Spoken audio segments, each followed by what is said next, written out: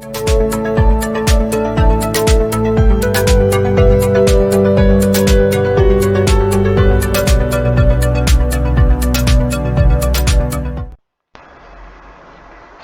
Guys, welcome to Edu Medicine. तो आज से हम शुरू कर रहे हैं यूपीएससी का जो सोशोलॉजी ऑप्शनल का सिलेबस है वो, एंड उसका जो फर्स्ट टॉपिक है emergence of sociology in Europe. Basically हम हिस्टोरिकल बैकग्राउंड देख रहे हैं कि सोशोलॉजी यूरोप में कैसे आई।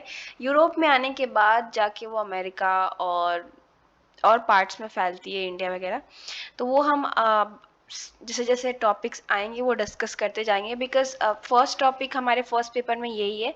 और इसके साथ मॉडर्निटी भी कैसे आई। तो कई बार जो इमर्जेंस ऑफ सोशोलॉजी है या चेंजिंग वर्ल्ड का जो सिनेरियो है, जब दुनिया बदल रही थी, हम मानते हैं, या हम मॉडर्न एरा में या कंटेम्प्रेरी एरा की तरफ आ रहे थे, मिडिवल टाइम यानी मध्यकाल से, तो उसी टाइम को हम मॉडर्निटी भी कहते हैं। उसी टाइम को हम एक तरीके से बोल देते हैं कि न्यू एज शुरू हुआ था, और वही टाइम था जब सोशोलॉजी भी शुरू हुआ। तो मॉडर्निटी और सोशोलॉजी बहुत कनेक्टेड है, क्योंकि दोनों साथ में ही आए। तो हम सब डिस्कस करते रहेंगे चैप्टर में। तो सबसे पहले हम समझ रहे थे कि मॉडर्निटी होती क्या है। अभी हम सिंपली बहुत ही सिंपल लैंग्वेज में समझने की कोशिश करेंगे। बाद में मैं आपको मॉडर्निटी पे एक प्रॉपर लेक्चर भी लूँगी, बट अभी हमारा जो टॉपिक है उस पर फोकस करेंगे। तो देखिए, मॉडर्निटी को अगर हम सिंपल भाषा में बताएं तो ट्रेडिशन से दूर जाना या ट्रेडिशन को पीछे छोड़ के आगे निकलना, ठीक है। और इस तरीके से बता सकते हैं कि जैसे मॉडर्निटी होती है, अब जो भी मिडिवल टाइम तक, मध्यकाल तक लोगों ने एक्सपीरियंस किया था अपनी सोसाइटी में, अपने पॉलिटिक्स में, जो भी कुछ, उनसे बहुत ही डिफरेंट एक जमाना हो जाना है ना। पुराना जमाना हम कहते हैं पुराने जमाने की चीज़ है, ये नई जमाने की चीज़ है। अब फ़ोन तो नए जमाने की चीज़ है ना, मोबाइल फ़ोन और ये इंस्टाग्राम और ये सोशल मीडिया या यूट्यूब, ये सब नए जमाने की चीज़ है, ये मिडिवल टाइम में तो था नहीं। तो मॉडर्निटी इज़ लाइक कि कुछ न्यू हो रहा है, जो हमारे ह्यूमन जो हमारे पास्ट के लोग हैं, वो लोग चीज़ें जो नहीं देखे वो हम देख रहे हैं। ये मॉडर्निटी का नतीजा है, ट्रेडिशन और प्राइमेटिव कम्युनिटीज से मॉडर्न सोसाइटीज की तरफ जाना। New technology, new lifestyle. पहले मोनार्की थी, राजा का राज होता था, अब डेमोक्रेसी आ गई जहाँ पे जनता चूज करती है। तो ऐसे, ठीक है। अब अगर हम यूरोप में मॉडर्निटी कैसे आई है वो देखिए यूरोप में ही सबसे पहले मॉडर्निटी आती है। तो और हमारा टॉपिक का नाम भी यूरोप में ही डिस्कस करने का है। तो यूरोप में ही डिस्कस करते हैं। तो जैसे थिंकर्स हैं, हिस्टोरियंस हैं, सोशोलॉजिस्ट हैं, उन्होंने 3 फेजेस में डिवाइड किया, या 3 तरीकों से बताया है। मतलब 3 स्टेप्स में जो मॉडर्निटी है या जो मॉडर्न सिस्टम है वो आया यूरोप में, ठीक है। तो फर्स्ट था 13th सेंचुरी से 17th सेंचुरी के बीच में, जिसे रेनेसा बोलते हैं। इतिहास आपने पढ़ा हो, और मैं कहूँगी भी अगर आप यूपीएससी एस्पिरेंट है तो अपना जो प्रिपरेशन है वो हिस्ट्री से शुरू करें। बिकॉज क्या होगा, जब आप हिस्ट्री पढ़ेंगे, इतिहास पढ़ेंगे, तो आपकी जो अदर सब्जेक्ट हैं, आपका ऑप्शनल जो भी हो, लाइक पॉलिटी, सोशोलॉजी, हिस्ट्री अगर हो तो, या आपका सेकेंड पेपर पॉलिटी का होता है, ज्योग्राफी का पेपर होता है, एथिक्स को छोड़ के ज्योग्राफी वगैरह वगैरह, इन सब में आपको हिस्टोरिकल बैकग्राउंड जानना बहुत ज़रूरी है। तो हिस्ट्री अपनी पहले क्लियर करिए, फिर इस पे आइए। और आप अगर सोशोलॉजी के स्टूडेंट है, नॉलेज के लिए देख रहे हैं, तो बाकी मैं इसमें एक्सप्लेन करूँगी, चैप्टर पूरा हिस्टोरिकल है, ठीक है। तो रेनेसा के फेज में क्या होता है, लोग रीथिंकिंग करते हैं, ठीक है।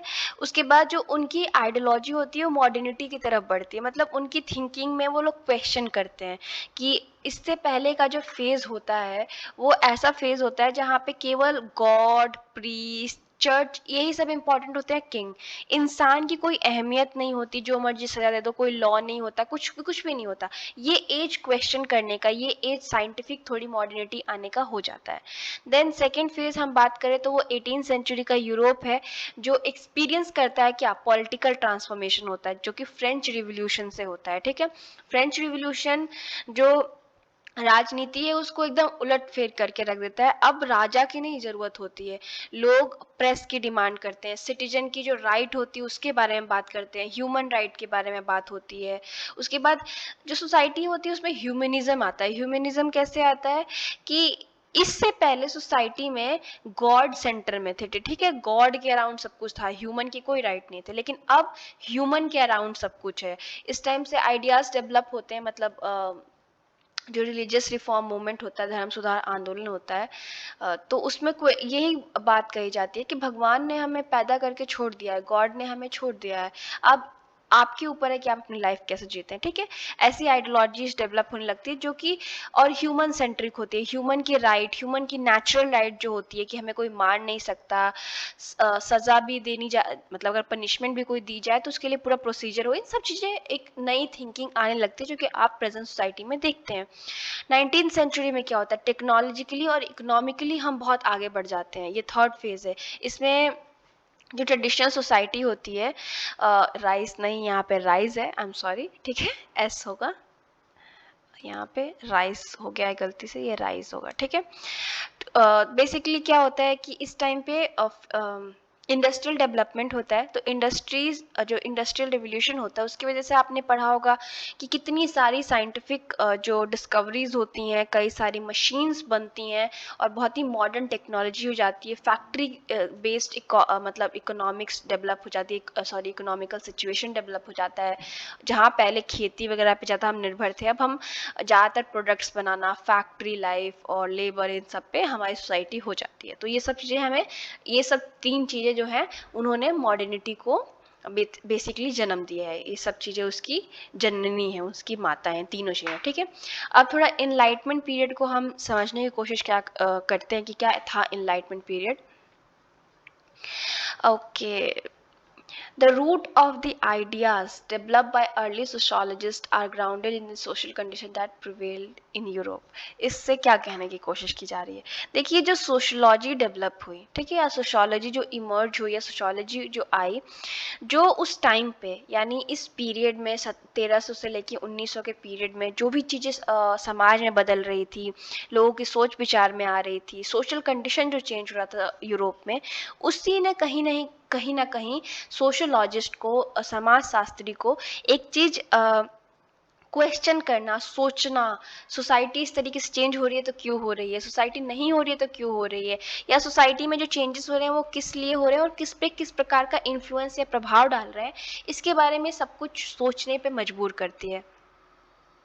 जो सोशोलॉजी का इमर्जेंस होता है, जिसको हम साइंटिफिक डिसिप्लिन कहते हैं, उसको हम यूरोपियन हिस्ट्री के साथ ही समझ सकते हैं। जैसे मैंने आपसे बात की कि जिस तरीके से मिडिवल टाइम से हम मॉडर्न टाइम में अलग अलग फेजेस में बढ़ते हैं, वैसे ही सोशोलॉजी उन मॉडर्न फेजेस, जब मॉडर्निटी को हम टच करते हैं या मिडिवल से मॉडर्न की तरफ आ रहे होते हैं, तो उन्हीं सब फेजेस में डेवलप हुई, यानी मॉडर्निटी और सोशोलॉजी जो है, या मॉडर्न हिस्ट्री और सोशोलॉजी एक साथ डेवलप हुए हैं, ठीक है, कहने का यहाँ पे यही मतलब है।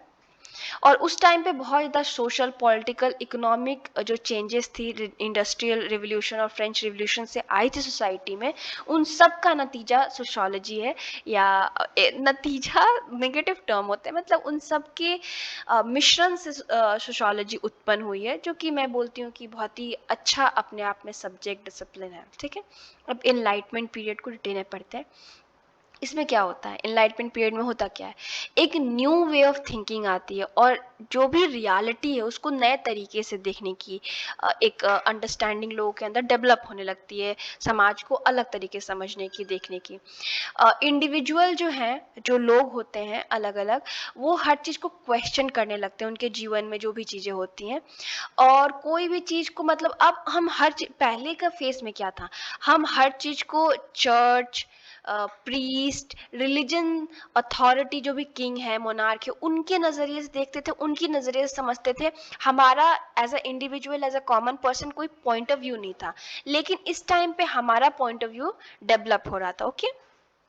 मतलब बेसिकली एज अ इंडिविजुअल हम ग्रो हो रहे थे, एज अ इंडिविजुअल हम क्वेश्चन कर रहे थे, एज अ इंडिविजुअल हम चीज़ों को समझने की कोशिश कर रहे थे।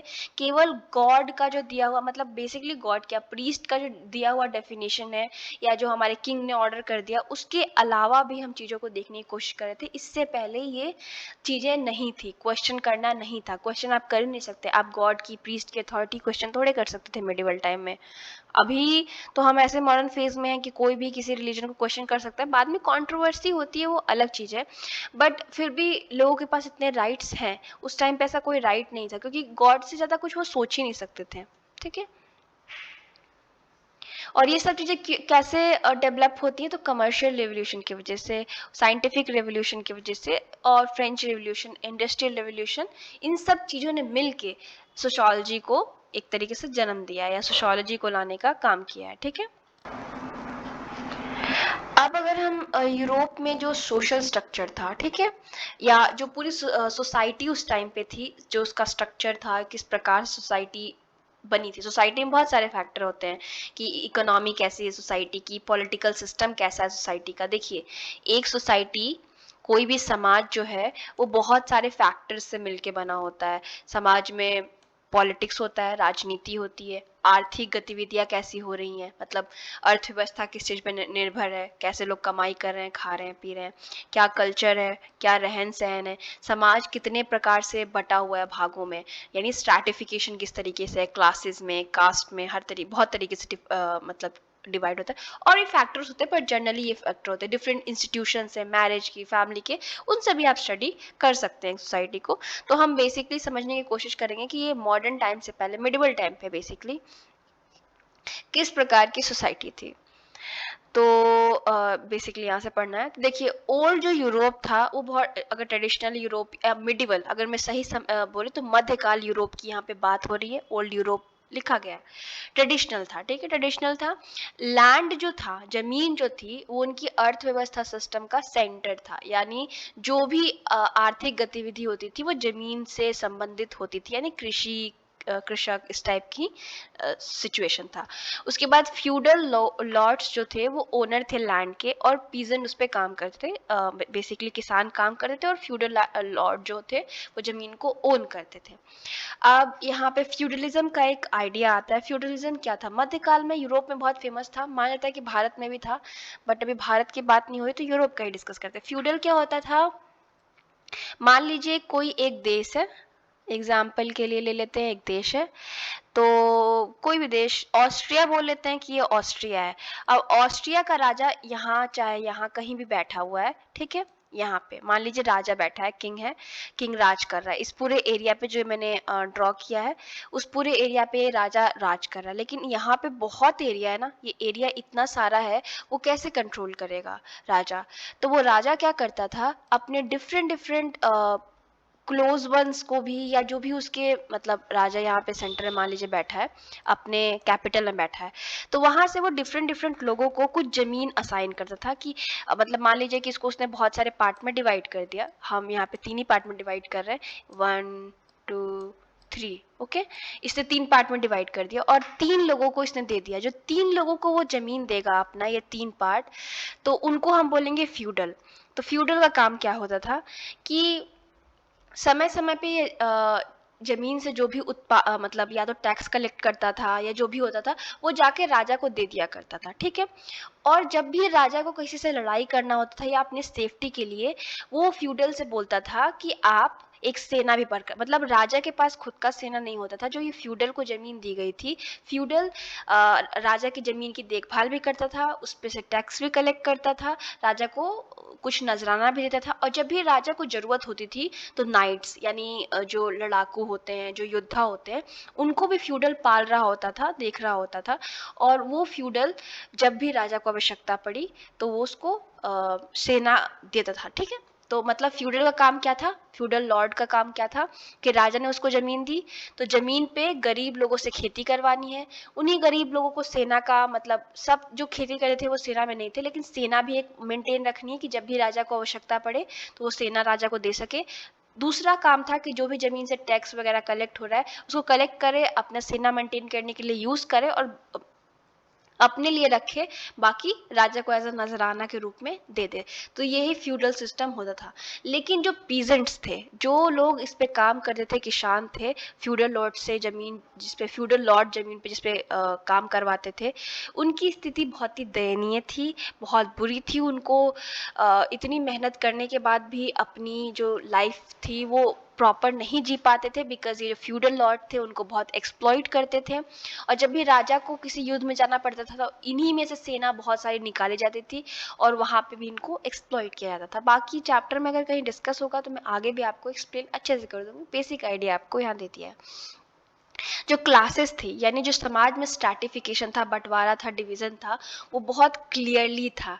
ठीक है, रिलीजन जो था, धर्म, वो बहुत ही ज़्यादा इम्पॉर्टेंट रोल प्ले करता था समाज में। और जो रिलीजियस हेड यानी प्रीस्ट जो होता था, वो ही डिसाइड करता था कि क्या सही है, क्या गलत है, किसे क्या करना है, किसे क्या नहीं करना, और बहुत प्रकार के टैक्सेस देने पड़ते थे आम जनता को। ठीक है, और फैमिली और किनशिप, मतलब परिवार और परिवार से जितने संबंधी रिश्तेदार है, ये सबसे ज़्यादा गरीब लोगों का एक सेंटर होता था, और अमीरों का भी मान सकते हैं। और मोनार्की जो राजा का राज था, वो समाज में बहुत ज़्यादा एकदम फ्लरिश था। सब लोग उसमें विश्वास करते थे, और लोग मानते थे कि जो राजा है उसको गॉड से या मतलब जो भी क्राइस्ट हैं, जीसस हैं, उनसे मतलब गॉड से, किसी भी हेवनली पावर से राइट मिला है, यानी राजा को भगवान ने, प्रभु ने, अल्लाह ने, देवता ने ऑर्डर दिया है कि आप इन लोगों पे राज करें, ऐसा विश्वास था लोगों के उसमें। ठीक है, और देखिए यहाँ पे अगर मैं कोई भी टर्म यूज़ करती हूँ आपको एक्सप्लेन करने के लिए, प्लीज़ ऑफेंड मत होइएगा, बिकॉज मैं आपको जस्ट एक्सप्लेन करने के लिए कह रही हूँ, मैं किसी रिलीजन पे कोई कमेंट नहीं कर रही हूँ। तो प्लीज़ इसको अंडरस्टैंड करने के लिए ही समझिएगा, ज़्यादा उस पर मतलब, क्योंकि मुझे किसी ने मैसेज करके बोला था कि आप एक पर्टिकुलर रिलीजन के टर्म्स यूज़ करते हैं। नहीं, ऐसा कुछ नहीं है। मैं एक्सप्लेन करने के लिए आपको आसान हो, जिससे आप समझ सके, इसलिए ऐसे टर्म्स बोलती हूँ। ठीक है, बैक टू द चैप्टर। लेकिन अब ये सब चीज़ें हमने समझ ली कि समाज में हो रहा था, लेकिन समाज को धक्का कब लगा, समाज एकदम बदलाव कैसे होने लगा, तो वो होता है दो मेजर रिवॉल्यूशन से। एक था फ्रेंच, एक था इंडस्ट्रियल। बाकी इन दोनों के बीच में बहुत कुछ हुआ है, और इनसे पहले भी थोड़ा बहुत कुछ हुआ है, लेकिन इन दोनों को हम माइलस्टोन मानते हैं। और ये जो रिवॉल्यूशंस हुए, इन दोनों के अलावा जितनी रेवोल्यूशंस हुए, एनलाइटमेंट, रिलीजियस रिफॉर्म, साइंटिफिक, बहुत सारे, ठीक है, मैं गिनवाती रह जाऊंगी, तो बहुत सारे हुए। उन लोगों ने, इन सारे जो रिवॉल्यूशंस थे, वो जो जितनी चीज़ें थी समाज में उस टाइम पे, ओल्ड यूरोप में, जो भी मैंने बात किया, क्लास सिस्टम, रिलीजन, लोगों को एक्सप्लॉइट करना, ये सब, इन सब चीज़ों को चैलेंज किया। ठीक है, और जो ओल्ड क्लासेस थे, यानी किंग, किंग के बाद प्रीस्ट, प्रीस्ट किंग दोनों एक ही लेवल के होते थे, उसके बाद ऐसे ही नाइट हो गए, उसके बाद सबसे लोअर लेवल पे ये जो लोग खेती करते थे वो थे, और उनसे सब टैक्स वगैरह लिया था। इन सब चीज़ों को ओवरथ्रो कर दिया, किंग तो हट गया। मॉडर्न जो सोसाइटी होती है उसमें किंग थोड़े होता है, हम जिसको चूज करेंगे वही राजा है। राजा क्या मतलब, एक हमारा एग्जीक्यूटिव बोल सकते हैं। ठीक है, हम प्राइम मिनिस्टर, प्रेसिडेंट जो भी है वो चूज करते हैं, प्राइम मिनिस्टर मोस्ट इंडिया में, तो हमने चूज किया ना, हर 5 साल में हम हटा भी तो सकते हैं। तो सिमिलरली ये सब जो आइडियाज थी, किंग, प्रीस्ट, इनका हट गया। प्रीस्टली क्लास का उतना इंपॉर्टेंस नहीं हुआ, और नई क्लासेस आई, मिडिल क्लास जैसे आती है। ठीक है, रिलीजन को क्वेश्चन करने लगते हैं लोग। उसके बाद जो रिलीजन का इम्पोर्टेंस होता है मध्यकाल में, मिडिवल एज में, वो कम होने लगता है। उसके बाद जो वुमेन की जो सिचुएशन होती है, जो फैमिली की अगर हम बात करें, तो उसमें भी बदलाव आने लगता है। अब वुमेन राइट्स के लिए बात करने लगती हैं।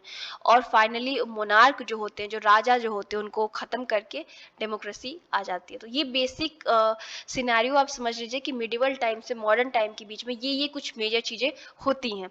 अगर आपको कुछ भी नहीं याद रहे, अगर आपको ये 2 स्लाइड याद आ जाता है कि पहले यूरोप कैसा था और बाद में किन चीज़ों से कैसा हो गया, तो आप बहुत कुछ अंडरस्टैंड कर सकते हैं रेवोल्यूशन के बारे में। ठीक है, उसके बाद जो कमर्शियल रेवोल्यूशन और साइंटिफिक रेवोल्यूशन होता है 14th और 18th सेंचुरी में, जिसको रेनेसा का हम फेज पॉपुलरली बोल देते हैं।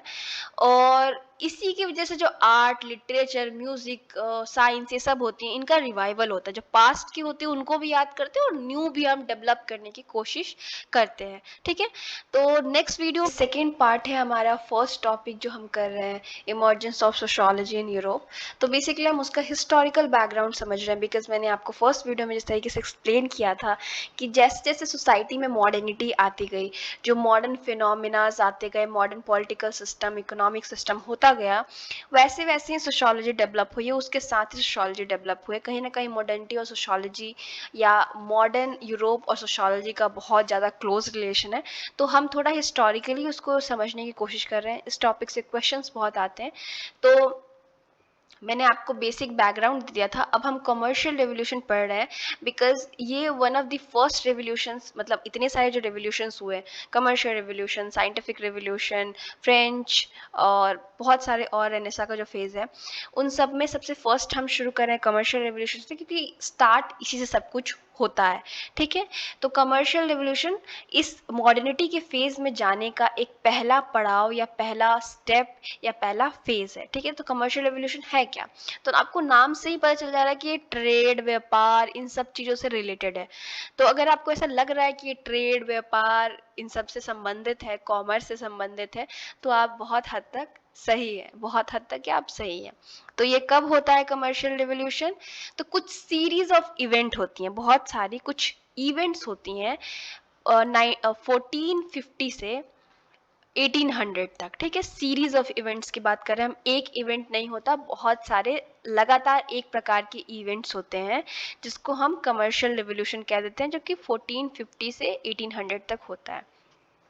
ये वैसा इस उस टाइम का फेज होता है, मतलब या इस टाइप का होता है कि इस टाइम पे ट्रेड, कॉमर्स जो होता है, व्यापार वगैरह, उसमें बढ़ोतरी होती है, उसको लेके लोग सीरियस होते हैं, अपने व्यापार को बढ़ाने के लिए नए तरीके ढूंढते हैं। तो ये इस टाइप का। अब हम इसे रिवॉल्यूशन क्यों कहते हैं? आपका क्वेश्चन ये भी माइंड में आ रहा होगा कि इसे हम रिवॉल्यूशन क्यों कहते हैं, क्योंकि इतने बड़े लेवल पे, इतने लार्ज स्केल पे होता है और इतने ऑर्गेनाइज मैनर में होता है, स्टेप बाय स्टेप लाइक होता है, कि इसको हम रेवोल्यूशन कहने के लिए मजबूर हो जाते हैं, क्योंकि कॉमर्स को बढ़ाने के लिए, व्यापार को बढ़ाने के लिए, ट्रेड को बढ़ाने के लिए इतना बड़ा स्टेप, ऐसा नहीं था कि व्यापार इससे पहले हो नहीं रहा था, या मध्यकाल में मध्यकाल के यूरोप में या मध्यकाल के अन्य देशों में भी, मतलब या अन्य पार्ट्स में भी, अन्य हिस्सों में भी, या एंशियंट टाइम में, मतलब प्राचीन काल में व्यापार नहीं हो रहा था, लेकिन इतने बड़े लेवल पे और इतने ऑर्गेनाइज तरीके से नहीं हो रहा था, इसीलिए हम इसको कॉमर्शियल रिवॉल्यूशन कह रहे हैं, इस फेज को। ठीक है, ऊपर ईयर मेंशन है। तो ये एक्सपेंशन या इतना व्यापार होने की बात शुरू क्यों होती है, क्यों, किस और कौन करता है, तो ये सब हम अभी देखेंगे। तो देखिए, ये कुछ यूरोप की कंट्रीज होती हैं और इनको अपना इकोनॉमिक यानी आर्थिक और पॉलिटिकल यानी राजनीतिक पावर को और डेवलप करना होता है, बढ़ाना होता है, खुद को मजबूत करना होता है। तो वो ये सारी स्टेप्स लेती हैं कि अपने कॉमर्स को, या देखिए, आपको अगर इकोनॉमिक लेवल पे या आर्थिक लेवल पे खुद को मजबूत करना, तो व्यापार करना ज़रूरी है। अगर आपका देश व्यापार नहीं करता है तो वो उतना, मतलब बुलंदियों पे, ऊंचाइयों पे नहीं पहुंच पाता। और जब आपके पास धन होगा तो पावर अपने आप आ जाएगी। जिसके पास पैसा है उसके पास पावर ऑटोमेटिकली आ जाती है। ठीक है, बेसिक आइडियोलॉजी है। तो ये अब कौन कौन सी कंट्रीज यूरोप की भाग लेती हैं इस व्यापार को अब मतलब बढ़ाने में? तो स्पेन, हॉलैंड, इंग्लैंड और पोर्तुगाल। ठीक है, पोर्तुगाल। तो ये चार मेजर कंट्रीज स्टार्ट में, जब 1450 से शुरू होता है, तब ये चार कंट्रीज प्रारंभ करती हैं। बाकी आगे अदर कंट्रीज आती जाएंगी और कुछ पीछे छूटती जाएंगी, तो वो सब हम डिस्कस करेंगे। अब थोड़ा हम हिस्टोरिकल बैकग्राउंड समझते हैं कमर्शियल रेवोल्यूशन का। तो देखिए, यूरोप का जो ट्रेड है वो ओरिएंटल और ईस्टर्न कंट्रीज से, इंडिया से, चाइना से, इन सब कंट्रीज से लैंड रूट से होता था, यानी जमीन का जो रास्ता था उसके थ्रू यूरोप का ट्रेड, हमारी जो कंट्रीज है हमारे आसपास और इंडिया, चाइना, ये सब, इन सब से व्यापार होता था। ठीक है, तो जो नॉर्दर्न इटली था, ठीक है, जहाँ पे वेनिस और गेनोआ था, दो मेजर सेंटर्स थे ट्रेड के। ठीक है, तो ये नॉर्दर्न इटली का जो पार्ट है, मैं आपको मैप में दिखा दूंगी अभी थोड़ी देर में कि कौन से पार्ट की मैं बात कर रही हूँ। तो और अगर आपके पास फ़ोन में मैप हो तो प्लीज़ देख लीजिए इस चीज़ को।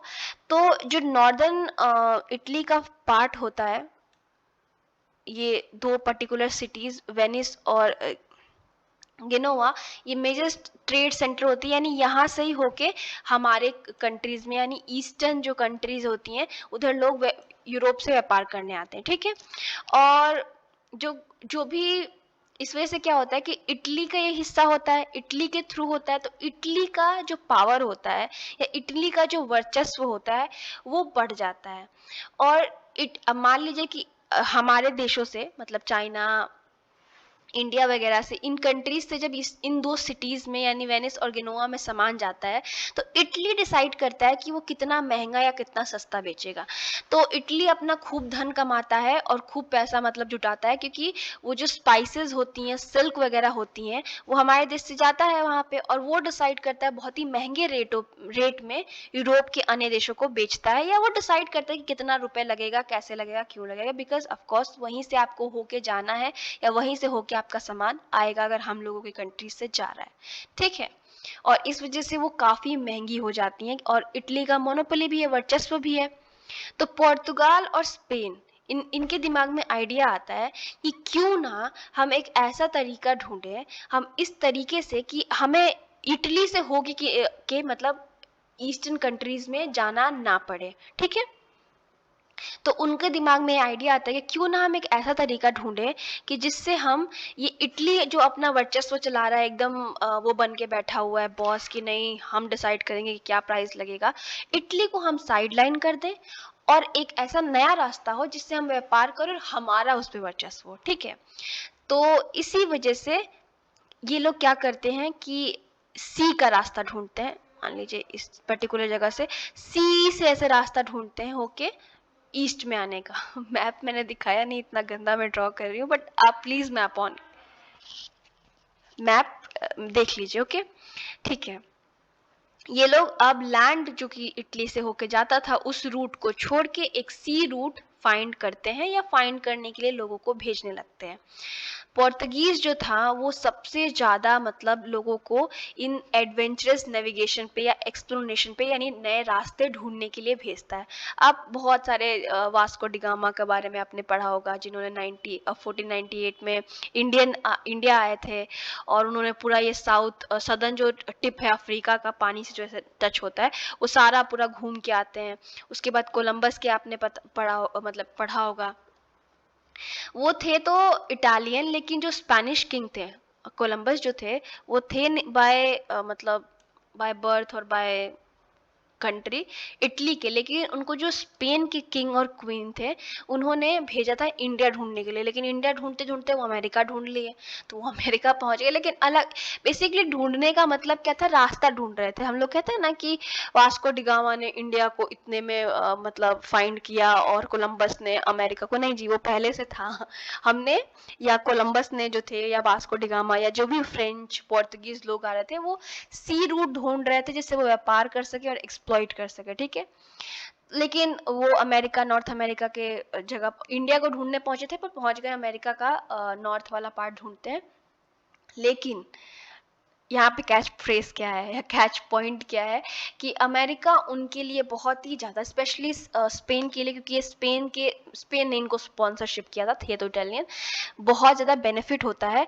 और यही जो फाउंडेशन है, या बोलते हैं कि जो जड़ है, या फाउंडेशन को और भी क्या चीज़ें बोलते होंगे, फाउंडेशन मतलब एक जो ईंट रख दी जाती है स्पेनिश एम्पायर की अमेरिका में, मतलब इसी समय से स्पेन का वहां पे थोड़ा वर्चस्व होने लगता है, ठीक है। ब्रिटेन, फ्रांस एंड हॉलैंड जो थे वो तुरंत स्पेन और पुर्तगाल का रास्ता पकड़ लेते हैं। मतलब अब देखते हैं कि स्पेन और जो पुर्तगाल है वो एकदम मतलब बहुत ज़्यादा सी रूट ढूंढ रहा है, व्यापार कर रहा है, खूब पैसा कमा रहा है, तो इन्हीं का रास्ता फॉलो करते हैं ब्रिटेन, फ्रांस और हॉलैंड, और इन्हीं के रास्ते पे ये भी अपने अपने डिस्कवरीज करने लगते हैं, व्यापार करने के तरीके ढूंढते हैं। तो अब क्या होता है कि जैसे जैसे स्पेन और पुर्तगाल आगे बढ़ते हैं, ब्रिटेन, फ्रांस, हॉलैंड भी उनका रास्ता फॉलो करते हैं, और जो इंडिया के पार्ट होते हैं, अफ्रीका के पार्ट होते हैं, जो आइलैंड होता है, वेस्ट इंडीज होता है, साउथ अमेरिका होता है, ये सारे जो पार्ट मैंने अभी डिस्कस किए, ये सब जो हिस्से होते हैं वो इन लोगों के कंट्रोल के अंदर आ जाते हैं। किसके किसके किस किस कंट्रीज के कंट्रोल के अंदर? Spain, Portugal, England and France and Holland, ये लोगों ने मतलब इस डिस्कवरी करते हैं, तो ये लोग कब्जा भी कर लेते हैं, बेचारे मासूम लोगों को अपने अंडर कंट्रोल कर लेते हैं। अब जो वाणिज्य व्यापार है वो बहुत बड़ा एंटरप्राइज बन जाता है। और जो इटालियन मोनोपोली की मैंने बात की कि इटली का एकदम वर्चस्व चल रहा था, वो प्राइस बहुत महंगा करके सामानों को बेच रहा था, बिकॉज उसके यहाँ से होके गुजरना पड़ता था या उन्हीं के यहाँ व्यापार एक सेंटर था वो व्यापार का, ठीक है, यूरोप में आने का लैंड के थ्रू। वो अब उनकी मोनोपोली खत्म हो जाती है बिकॉज इन लोगों ने पानी के थ्रू, सी के थ्रू जाने का रास्ता ढूंढ लिया है।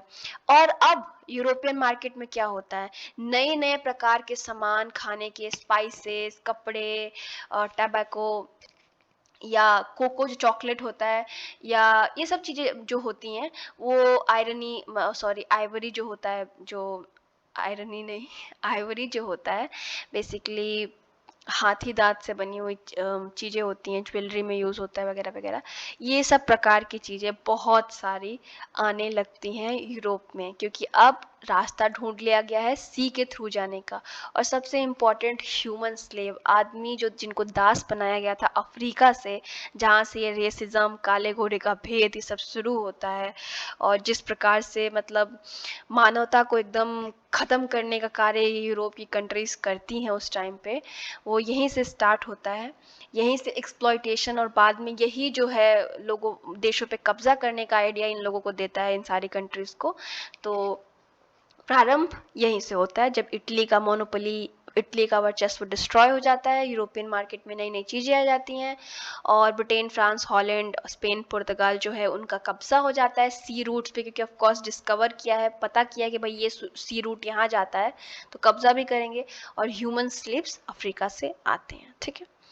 कमर्शियल रेवोल्यूशन आगे हम पढ़ ही रहे हैं।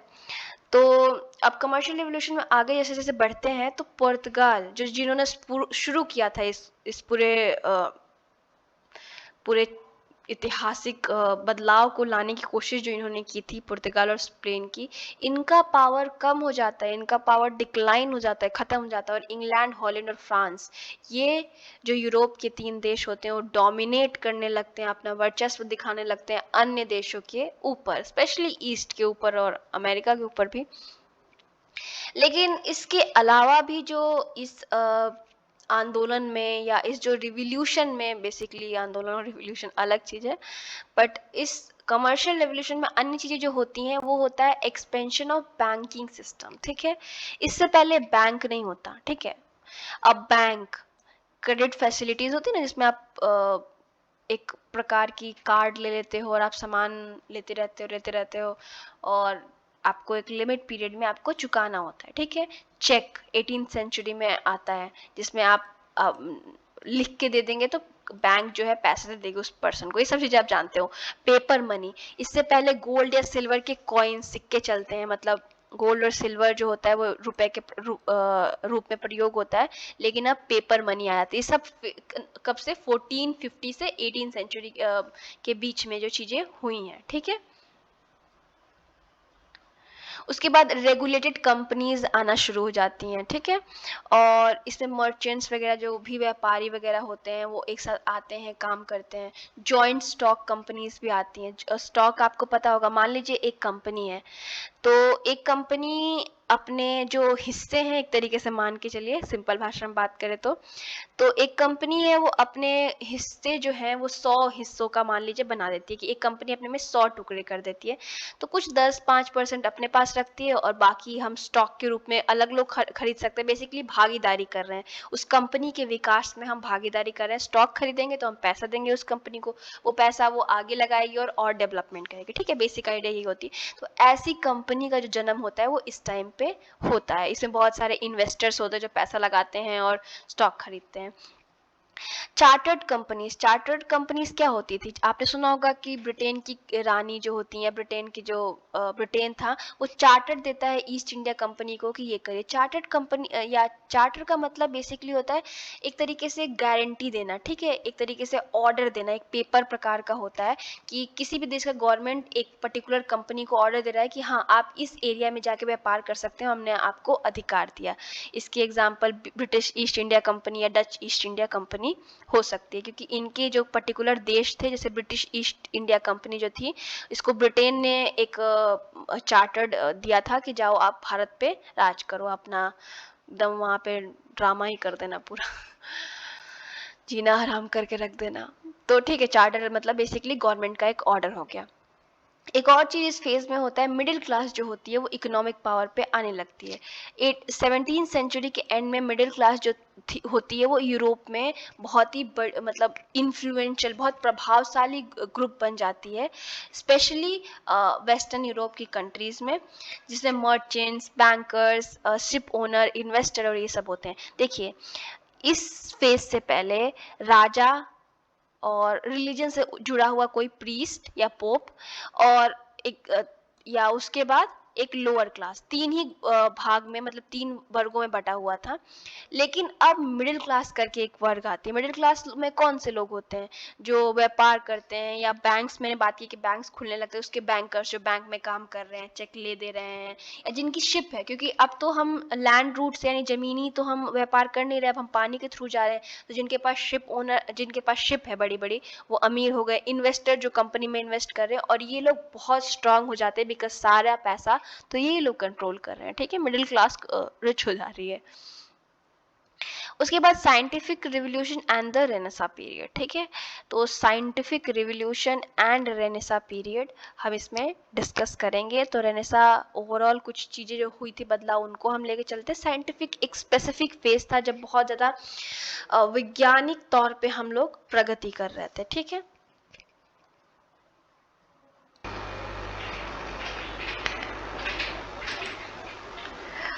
सो scientific revolution and the Renaissance period. So history of science क्या होता है? बेसिकली इस पे छोटे मोटे क्वेश्चन आ जाते हैं बस समझने के लिए। ठीक है, तो हिस्ट्री ऑफ साइंस बेसिकली ये होता है कि हमें डेट्स या इवेंट्स को मेमोराइज नहीं करना, यानी कब कौन मरा, कब कौन पैदा हुआ, और कब कौन सी लड़ाई हुई, हमें नहीं याद करना है। हमें समझना है बेसिकली हिस्ट्री ऑफ साइंस में क्या connection between science, society, polity and economy and culture. मतलब जितने भी सोसाइटी के एलिमेंट होते हैं, डिफरेंट डिफरेंट एस्पेक्ट होते हैं एक सोसाइटी के, उनके बीच में क्या कनेक्शन है, इसलिए हम हिस्ट्री ऑफ साइंस पढ़ते हैं। इसलिए नहीं कि हम डेट्स याद रखें और इवेंट याद रखें। जनरली लोग यही समझते हैं कि हिस्ट्री पढ़ने का मतलब क्या हुआ कि आप डेट रट लें, आप इवेंट्स को याद कर लें कि हाँ वर्ल्ड वॉर टू इस साल हुआ था, वर्ल्ड वॉर टू में ये हुआ। नहीं, हमें कनेक्शन समझना है कि society, science, polity, economy, culture का क्या रहा है, किस तरीके से डेवलप हुआ है। ठीक है, अब सोशल फंक्शन ऑफ साइंस के बारे में हम समझने की कोशिश करते हैं। सारा साइंटिफिक रिवोल्यूशन के अंदर ही आता है। देखिए, साइंस कभी भी इंडिपेंडेंट एलिमेंट नहीं होता, इंडिपेंडेंट एस्पेक्ट नहीं होता सोसाइटी का। ये कहीं ना कहीं सोसाइटी और साइंस दोनों एक दूसरे से कनेक्टेड है। कैसे कनेक्टेड है? जब ह्यूमन की नीड होती है तो ही साइंटिफिक डिस्कवरीज होती हैं। साइंस के हेल्प से हम कुछ बनाने की कोशिश करते हैं। फॉर एग्जांपल, कोविड आया तो हम कोविड का वैक्सीन ढूंढने निकल गए। हमने डिफरेंट रिसर्च किए, डिफरेंट हमने मेडिसिन को टेस्ट किया, और बहुत सारे हमने प्रोसेस करके एक वैक्सीन निकाली। तो जैसे देखा है आपने कि जितनी भी मतलब जितने भी इन्वेंशंस जो हुए हैं हमारे हिस्ट्री में, साइंस में, वो कुछ ना कुछ जब नीड रही है तभी हुई है। नीड को या वांट को हम लोग बोलते हैं कि साइंस का मदर होता है। जब हमको जरूरत होती है तो हम कुछ ये डेवलप कर लेते हैं, लाइक कोविड का वैक्सीन अगर करंट एग्जाम्पल है। ठीक है, तो सोशल फंक्शन क्या होता है साइंस का, उसे हमें समझना है। ठीक है, देखिए, जो जर्नल इंटेलेक्चुअल एटमॉस्फेयर होता है किसी भी सोसाइटी का, मतलब इंटेलिजेंस लोग या इंटेलिजेंट लोगों से जो घिरा हुआ सोसाइटी होता है, वो कहीं ना कहीं इन्फ्लुएंस करता है साइंस को। किस प्रकार से? जब भी हमारी थिंकिंग बदलती है, जब भी हमारा एटीट्यूड, बिलीफ चेंज होता है, तो उसी के हिसाब से न्यू चीजें आने लगती है। फॉर एग्जाम्पल, अगर हम मिडिवल टाइम तक देखें या मॉडर्न एरा के स्टार्ट में भी देखें, तो हमारी नीड नहीं थी कि हम किचन में मिक्सी, ग्राइंडर, जूसर और ऐसे इलेक्ट्रॉनिक्स यूज करें, बिकॉज विमेन सारा काम खुद हाथ से कर लेती थी। पर विमेन वर्क करने लगी, ऐसा लाइक इतना सारा काम अकेले करना मुश्किल हो गया। जॉइंट फैमिली से न्यूक्लियर फैमिली हुई, तो जॉइंट फैमिलीज में इंसान साथ में काम कर लेता था। तो ये सब जब न्यू एटीट्यूड आया, लोगों की बिलीफ चेंज हुई, तो ऐसे डिस्कवरीज हुई। मैंने एक एग्जांपल दिया, सारी डिस्कवरीज का कुछ ना कुछ इस टाइप से होता है। तो the emergence of sociology in Europe owns a great deal to the ideas and discovery contributed by science. Sociology का जो इमर्जेंस हुआ है यूरोप में, वो बहुत ज़्यादा ही एक तरीके से साइंस का मतलब उसमें कंट्रीब्यूशन रहा है। बिकॉज आपको पता है इंडस्ट्रियल जो रेवोल्यूशन हुआ वो साइंस के एक तरीके से फाउंडेशन पे ही वो डेवलपमेंट हुआ है। उसके अलावा भी अगर हम मिडिवल से मॉडर्न टाइम के टाइम मतलब मॉडर्न के टाइम पे जब हम जा रहे थे, जब हम उस जर्नी में थे, तो बहुत सारे साइंटिफिक डिस्कवरीज हुई। ठीक है, वो अभी हम डिस्कस नीचे करेंगे। देखिए, मैंने मिडिवल सोसाइटी के बारे में आपको बताया था कि वो फ्यूडल सिस्टम था। फ्यूडल सिस्टम में मैंने अपने फर्स्ट वीडियो में आपको डिस्कस किया है कि फ्यूडल सिस्टम का क्या होता है। जो किंग होता है वो अपने land different different feudals Lord को देता है, और वो लॉर्ड अपने जमीन पे काम करवाते हैं और एक सेना मेंटेन करते हैं। जब भी राजा को सेना की आवश्यकता पड़ती है तो फ्यूडल को बोलता है, और फ्यूडल कुछ मनी भी देता है किंग को, नजराना जिसको आप बोल सकते हैं, जो मुगल टाइम पे चलता था। ठीक है, और फ्यूडल सिस्टम सोसाइटी था यूरोप का, मतलब फ्यूडल सिस्टम वहाँ पे बहुत ज़्यादा पॉपुलर था। और चर्च जो था वो अथॉरिटी लर्निंग का एकदम सेंटर था। जो भी रिलीजन के बिलीफ थे, चर्च जो बताता था आप उसको चैलेंज नहीं कर सकते थे। चर्च में चर्च की आइडियाज़ को पढ़ाया जाता था, मतलब जो बुक होती थी वो किंग या चर्च द्वारा होती थी। तो ये ऐसा समय था जब साइंस को डेवलप होने का एटमॉस्फेयर नहीं मिला। ठीक है, और साइंस केवल इतना ही था कि कुछ भाई एक दो कोई टेक्निक बेटर बना दी हमने, मतलब खेत की रुपाई के लिए, बुआई के लिए, इसी सब चीज़ों में था। साइंस ज़्यादा ग्रो नहीं कर पाता था, बिकॉज साइंस बहुत ज़्यादा ग्रो करता तो कहीं ना कहीं वो ये जो चर्च की मोनोपोली थी या रिलीजन का जो वर्चस्व था उसको चैलेंज कर सकता था। ठीक है, और उस टाइम पे आइडियाज़ को फ्लरिश होने नहीं दिया जाता था, नहीं दिया जाता था। ठीक है, उसके बाद रेनेसा का पीरियड अगर हम देखते हैं तो वो एक साइंटिफिक रिवोल्यूशन का स्टार्ट होता है। तो रेनेसा 14 से 18 सेंचुरी, 14 से 17 सेंचुरी, डिफरेंट डिफरेंट जगह पे आपको डिफरेंट डिफरेंट वो मिलेगा। बेसिकली वो फेज जब हमने क्वेश्चन करना शुरू किया, जब साइंस डेवलप होने लगा, जिसे हम मॉडर्निटी का मतलब एक तरीके से ब्रिज मानते हैं। ठीक है, उस टाइम को ये कहीं ना कहीं ब्रेक था पास्ट के, और ये चैलेंज करता था ओल्ड अथॉरिटीज को। चैलेंज जैसे कि जो भी ओल्ड इंस्टीट्यूशंस थे, जैसे मैंने डिस्कस किया फ्यूडल सिस्टम, रिलीजन, इन सब चीज़ों को चैलेंज करता था। तो इस टाइम पे काफ़ी सारे जो सोसाइटी के एस्पेक्ट होते हैं, वो आर्ट हो, मेडिसिन हो, साइंस हो, इन सब में कुछ ना कुछ बहुत ज़्यादा हमने अचीव करने की उस टाइम पे अचीवमेंट्स हुए हैं साइंटिस्ट द्वारा और डिफरेंट डिफरेंट आर्टिस्ट द्वारा। तो अगर हम लिटरेचर, विजुअल आर्ट और साइंस वगैरह की बात करें तो हमने इस टाइम पे क्या किया, हमने एक साइंटिफिक अप्रोच अपनाया नेचर और ह्यूमन बॉडी का। ठीक है, और हम पेंटिंग्स उस पीरियड के अगर उठाएं तो हम देख सकते हैं कि कितने स्मॉलेस्ट डिटेल्स वगैरह बताई गई है नेचर या ह्यूमन बॉडी के बारे में। ठीक है, तो यहाँ पे कहने का मतलब ये है कि जो आइडिया था पहले, जो गॉड के अराउंड ह्यूमन रिवॉल्व करते थे, अब यूनिवर्स का सेंटर इंसान बन गया था। ठीक है, अब ह्यूमनिस्टिक अप्रोच हमने अपना लिया था, ह्यूमनिज्म हमने अपना लिया था। ह्यूमन अब इम्पॉर्टेंट था, जो कि पहले की पीरियड में केवल गॉड इम्पॉर्टेंट था और किंग इम्पॉर्टेंट था। अब ऐसा नहीं था, हर इंडिविजुअल की अब एक जो वो है रिस्पेक्ट सोसाइटी में इक्वल हो रही थी। ठीक है, तो साइंस का जो अप्रोच था वो ह्यूमन बॉडी को, नेचर को समझने का था। इसीलिए आप विजुअल आर्ट में भी देखेंगे कि उस टाइम की पेंटिंग देखिए, रेनेसा टाइम पीरियड, आप गूगल पे मतलब रेनेसा डाल के पेंटिंग एक्सेट्रा लिखेंगे कीवर्ड्स को, तो आपको बहुत सारे दिख जाएंगे। मोनालिसा आप एग्जाम्पल है, बहुत सारे पेंटिंग्स एंड ऑल देखने को आपको मिल जाएंगे। आप ध्यान से देखेंगे तो आपको पता चलेगा कितना ज़्यादा डिटेल्स पे फोकस किया गया है। ठीक है, उसके बाद अगर हम मेडिसिन की बात करें तो जो डॉक्टर्स थे या फिजियोलॉजिस्ट थे, वो ह्यूमन बॉडी को अब अब्जॉर्ब मतलब देखने लगे, समझने लगे कि किस तरीके से ह्यूमन बॉडी वर्क करती है। और जो फिजियोलॉजी है, पैथोलॉजी है, ये सब काफ़ी ज़्यादा इस टाइम पे ग्रो करता है, इस टाइम पे बहुत ज़्यादा इनमें विकास होता है। क्योंकि अब हम साइंटिफिक अप्रोच अपना रहे थे। पहले अंधविश्वास था कि हाँ, ये पानी पी लिया, ये होली वाटर पी लिया तो हो जाएगा, लेकिन अब हम मेडिसिन को समझने लगे थे, ह्यूमन बॉडी को समझने लगे थे। उसके हिसाब से मेडिसिन वगैरह के फील्ड में भी रिसर्च होता है। केमिस्ट्री भी इस टाइम पे काफ़ी ज़्यादा लोग इसको समझने लगते हैं, थ्योरीज बनाने लगते हैं। जर्नल थ्योरी ऑफ केमिस्ट्री भी डेवलप होती है इसी टाइम पे। Chemical process like oxidisation, reduction, इस टाइप के बहुत सारे स्टडीज़ होने लगते हैं। और आप ज़्यादातर अगर केमिस्ट्री के स्टूडेंट रहे हैं या पढ़े हैं तो आपको पता है कि बहुत सारी थ्योरीज इसी टाइम पे डेवलप हुई है। नेविगेशन एंड एस्ट्रोनॉमी, ठीक है। वास्को ड गामा इंडिया पहुंचते हैं, कोलंबस अमेरिका पहुंचते हैं। उस टाइम पे मैंने डिस्कस किया था जब अपने फर्स्ट वीडियो में, जब कमर्शियल रेवोल्यूशन होता है, वाणिज्य का जो वाणिज्य क्रांति जिसको हिंदी में बोलते हैं, तो उस टाइम पे डिस्कवरी शुरू हुई थी। तो उस टाइम पे अब जब आप सी में कूद रहे हैं, आप जब समंदर में कूद रहे हैं जिसका कोई आइडिया नहीं है, आपको डिस्कवरी करनी है, आपको रूट ढूंढना है कि इस रूट से जाएंगे तो हमको यहाँ पहुंचेंगे।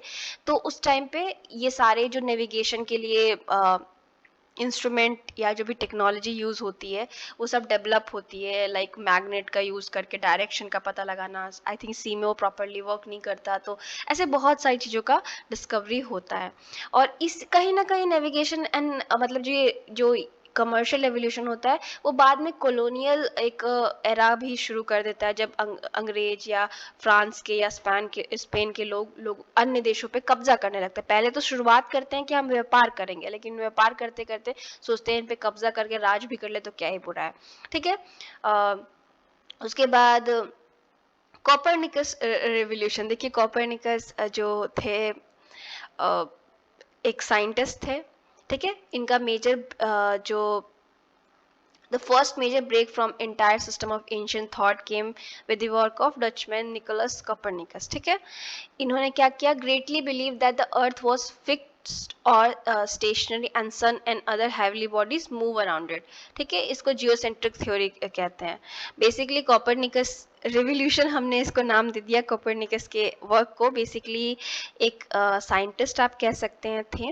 तो देखिए मिडिवल टाइम में, मध्यकाल टाइम में जो थ्योरी थी वो जियोसेंट्रिक थ्योरी थी, जिसमें विश्वास किया जाता था कि जो अर्थ है वो एकदम फिक्स है, स्टेबल है और इसके आसपास सूर्य और अन्य मतलब ग्रह चक्कर लगाते हैं। पर कॉपरनिकस ने क्या किया? कॉपरनिकस ने इस आइडियोलॉजी को चैलेंज किया, ठीक है। उन्होंने इसके ऑपोजिट ही पूरा आइडिया दे दिया कि हमारा जो अर्थ है वो चक्कर लगाता है और अन्य ग्रह भी चक्कर लगाते हैं और सूर्य जो है वो स्टेबल है। अब इसको हेलियोसेंट्रिक थ्योरी कहा जाता है। अब जो चर्च शुरू से सिखा रहा था कि हम ही सब चीज का सेंटर है, हमारे सब चक्कर लगाते हैं, ये वो, अब उसको ये बहुत बड़ा चैलेंज लगता है कि इतने सालों से हम इस थ्योरी पे मान रहे थे और ये कॉपरनिकस नाम का आदमी ये चाहता क्या है, ये किस प्रकार का रेवोल्यूशन लाना चाहता है। कॉपरनिकस को मार दिया गया था, पर इनकी जो थ्योरी आती है वो बहुत ही बड़ी रेवोल्यूशन होती है, क्योंकि वो कहीं ना कहीं रिलीजन को चैलेंज कर देती है, रिलीजन की जो आइडियोलॉजी होती है उसको चैलेंज कर देती है। इसीलिए देखिए एक पर्सन को रेवोल्यूशन बोलना आई मीन बहुत बड़ी चीज होती है। आप अपने आप में समझिए, हम क्रांति हर चीज को नहीं कहते हैं, ठीक है, लेकिन हम बोल रहे हैं कि कॉपरनिकस का जो एज था वो रिवोल्यूशनरी था। क्यों था? क्योंकि उन्होंने इतनी बड़ी रिवोल्यूशनरी आइडिया दिया, जो कि ऑफ कोर्स साइंटिफिकली ट्रू भी है कि हम चक्कर लगाते हैं सूर्य के, सूर्य हमारा चक्कर नहीं लगाता, जो कि एक रिलीजियस जो कि उस टाइम पे इतना पावरफुल था उनको चैलेंज किया था, ठीक है। उसके बाद साइंस जो रेनेसा पीरियड में था वो न्यू एटीट्यूड इंसान के अंदर जगाया नेचर के प्रति। अगर हम रेनेसा पीरियड के राइटर्स, ऑथर, फिलोसफर्स के बारे में बात करें तो सबसे पहले थॉमस मोर की यूटोपिया के बारे में बात करते हैं। तो यूटोपिया एक ऐसी स्टोरी है, अगर हम बेसिकली समझने की कोशिश करें, अगर इसका समरी समझने की कोशिश करें तो वहाँ पे वो एक ऐसी सोसाइटी, यूटोपिया आपको नाम से ही पता चल रहा होगा, इमेजिनरी, जो पॉसिबल नहीं है टाइप, ठीक है। वो एक ऐसी सोसाइटी को इमेजिन करते हैं जहाँ पे कोई हायरार्की नहीं है, कोई ऊंच नीच नहीं है, सब इक्वल मतलब हैं, जो जहाँ सोसाइटी में कोई इश्यूज, कॉन्फ्लिक्ट्स वगैरह नहीं है, ठीक है। और ये उनकी बुक बेसिकली लिखी जाती है और ये बुक की वजह से बेचारे वैसे सोसाइटी में शायद पहुंच जाते हैं, ठीक है। मतलब उस टाइम पे इतने ज़्यादा इश्यूज थी सोसाइटी में कि आप अपना पॉइंट ऑफ व्यू भी साथ में ले सकते, ठीक है। मैं जोक नहीं बना रही थी। बेसिकली अगर आप कुछ नया आइडिया रखने की कोशिश करते थे तो प्रीस्ट, किंग, चर्च आपको जीने नहीं देता था, ठीक है। फिर इरास्मस, आई थिंक इनको बोलते हैं, द प्रेज ऑफ फॉली इनका छपता है। बेसिकली ये वही पर्सन है जिन्होंने ओल्ड मतलब न्यू टेस्टामेंट जब लिखी जा रही होती, देखिए क्या होता है उस टाइम पे कि जो किताब होती है ओल्ड टेस्टामेंट, जिस बेसिकली क्रिश्चियन जो लोग होते हैं, क्रिश्चियनिटी को मानते हैं, वो उस बुक को फॉलो करते हैं। वो बुक ऐसे मतलब भाषा में लिखी गई थी जो जर्नली जनता बोलती नहीं थी, इसलिए जो भी प्रीस्ट पोप उनको बता देते थे वो मानते थे। तो इन्होंने इस बुक में द प्रेज ऑफ फॉली में बताते हैं, एक मतलब एक सार्कास्टिक मैनर में वो ये बुक लिखते हैं और बताते हैं कि किस तरीके से लोगों को बेवकूफ़ बनाया जाता है और किस तरीके से जो ये प्रीस्ट हैं, पोप हैं, वो लोगों को वो करते हैं और यही एडिट भी करते हैं जो न्यू टेस्टामेंट लिखी जाती है, जो जर्नल लैंग्वेज में लिखी जाती है, जिसे सब पढ़ सके। ठीक है, डांटे डिवाइन कॉमेडी बहुत फेमस है। आपको अगर पता हो कि और कौन से रेनेसा के राइटर्स थे, रेनेसा के पीरियड में लिखे थे, प्लीज़ कमेंट करके मुझे बताइएगा और देखते हैं किसको कितना पता है। ठीक है, और डिवाइन कॉमेडी में ये बात करते हैं बेसिकली डांटे अगेन इन्हीं की तरह, प्रेज ऑफ फॉली की तरह, कि किस तरीके से प्रीस्ट, किस तरीके से सोसाइटी में लोगों को बेवकूफ़ बनाया जाता है। अगर जो मॉन्टेग्विन या बेसिकली इनका नाम माइकल डे मोटेंज होगा आई गेस, ठीक है, मैं गलत बोल रही हूँ तो प्लीज़ कमेंट में बताइए क्या किस तरीके से बोला जाएगा। तो ये बहुत सारे वेरियस टॉपिक पे लिखते हैं, जैसे कि किस तरीके से बच्चे को बड़ा करें, मतलब उसकी परवरिश कैसे करें, उसके बाद सेक्सुअल डिज़ायर्स हैं उनको कैसे मैनेज करें, ग्रीफ या जैसे लॉस किसी का हो जाता है उसे कैसे मैनेज करें, बहुत सारे फिलोसफिकल ये भी लिखते हैं। रेने डेकार्टे जो थे, इनका नाम आई गेस मैं सही ले रही हूँ because I know, Rene Descartes जो थे ये भी फिलोसफर थे। इनका एक बहुत पॉपुलर कोट है, I think therefore I am. Basically वो फिलोसफर थे, इसलिए क्वेश्चन करते हैं कि हम कैसे बिलीव करें कि हम एग्जिस्ट करते हैं। ठीक है, कैसे माने कि हम ह्यूमन हैं, कैसे, देखिए फिलोसफी है तो फिलोसफी में बहुत डीप विजडम देखा जाता है, तो वो उसका आंसर देते हैं। बेसिकली आप सोशियोलॉजी में पढ़ेंगे इस चीज़ को कि किस तरीके से हम जब सोचते हैं, I think therefore I am का सिंपल मतलब ये हुआ कि अगर हम सोच रहे हैं तो इसका मतलब है कि हम हैं। ठीक है, लिटरल मीनिंग। और इनसे काफ़ी सारे सोशोलॉजिस्ट बहुत इंस्पायर हैं, बहुत जगह आप पढ़ेंगे, इवन मैथडोलॉजी पढ़ने जाएंगे तो भी इनको पढ़ेंगे, रेने डेकार्टे। ठीक है, बस आई थिंक इसमें साइलेंट होता है।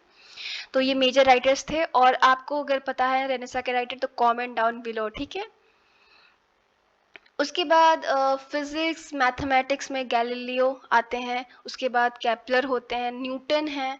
इन सारे लोग ओल्ड आइडियाज़ को चैलेंज करते हैं, ठीक है, और नए आइडियाज़, ऑल्टरनेटिव आइडियाज़ बताते हैं जिससे उन चीज़ों को रॉन्ग प्रूफ किया जा सके और जो प्रॉब्लम्स हैं उनके सोल्यूशन ढूंढे जा सके। ठीक है, कहीं ना कहीं ये समाज को, उस टाइम का जो सिचुएशन है उसको चैलेंज करते हैं। ठीक है, विलियम हार्वे जो है वो सर्कुलेशन ऑफ ब्लड का जो होता है वो डिस्कवरी करते हैं और ह्यूमन जो ऑर्गेनिज्म है, हम एज अ, या हम किस तरीके से इंटरकनेक्टेड हैं, सब चीज़ों के बारे में रीथिंकिंग होने लगती है। पहले हम जो भी होली वाटर पी के ही ठीक था, ठीक है, कुछ हम क्वेश्चन नहीं कर रहे हैं, कुछ नहीं कर रहे हैं। अब साइंस, मेडिकल साइंस, ये सब भी डेवलप हो रही है। ठीक है, और ये सब चीज़ें जो हो रही थी समाज पे, इन्होंने ही इम्पैक्ट किया सोशल, अगर हम थॉट के बारे में देखें, अगर कॉम्ट का, स्पेंसर का, डर्कहाइम का, ठीक है, और भी सोशोलॉजिस्ट का, यहाँ पे हमने बस नाम दिया है। सबसे ज़्यादा ग्राउंड ब्रेकिंग अगर मैं वर्क बोलूँ, जो आप हिस्ट्री उठा लें, सोशियोलॉजी उठा लें, जहाँ भी उठा लें, जिससे इंस्पायर आपको मिलियन ऑफ वर्क्स और मिलियन ऑफ आइडियाज़ मिल जाएंगे, वो ब्रिटिश नेचुरलिस्ट चार्ल्स डार्विन का था, इवन साइंस में भी, जिन्होंने ओरिजिन ऑफ स्पीसीज लिखी 1859 में जो पब्लिश हुई। ये ऑब्जर्वेशन बनाते हैं, मतलब ऑब्जर्वेशन के थ्रू अपनी स्टडी करते हैं, बहुत सारे जगह पे ट्रैवल करते हैं और बहुत सारे लिविंग ऑर्गेनिजम्स वगैरह के बारे में स्टडी करके बताते हैं कि living organism compete for the limited resource on earth to offer. ठीक है, तो देखिए ये बताते हैं कि जो भी हमारे रिसोर्सेज हैं, जो भी हमारे संसाधन हैं, वो लिमिटेड है और सबको, ठीक है, फाइट करना पड़ता है। जितने भी लिविंग, जितने भी जीते जाते जागते मतलब जंतु हैं, ठीक है, उनको उस चीज़ के लिए फाइट करना पड़ता है, जिससे इनका सर्वाइवल ऑफ फिटेस्ट का आइडिया आता है। इज़ अ नेचुरल लॉ, ये बोलते हैं कि ये नेचुरल लॉ है, जो वही सर्वाइव करेगा जो फिटेस्ट होगा, जो जिसके अंदर वो कंपटीशन में पार्टिसिपेट करने का वो होगा। ठीक है, और सम स्पीसीज इसी वजह से इवॉल्व करके बेटर उनके अंदर ट्रेड्स डेवलप हो जाते हैं कि सर्वाइव अच्छी तरीके से कर सके। देखिए नई नई चीज़ें हमारे आती, क्या आ जाता है ना कि हमारे शरीर के अंदर ही सब कुछ है।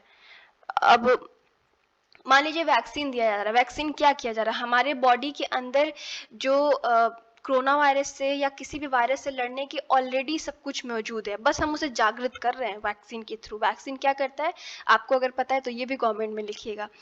तो बेसिकली यही आइडिया होता है कि हमारी बॉडी इतनी खुद को मतलब इवॉल्व करती रहती है कि हम सर्वाइव कर सके जितना भी सिचुएशन या इन्वायरमेंट चेंज हो रहा है।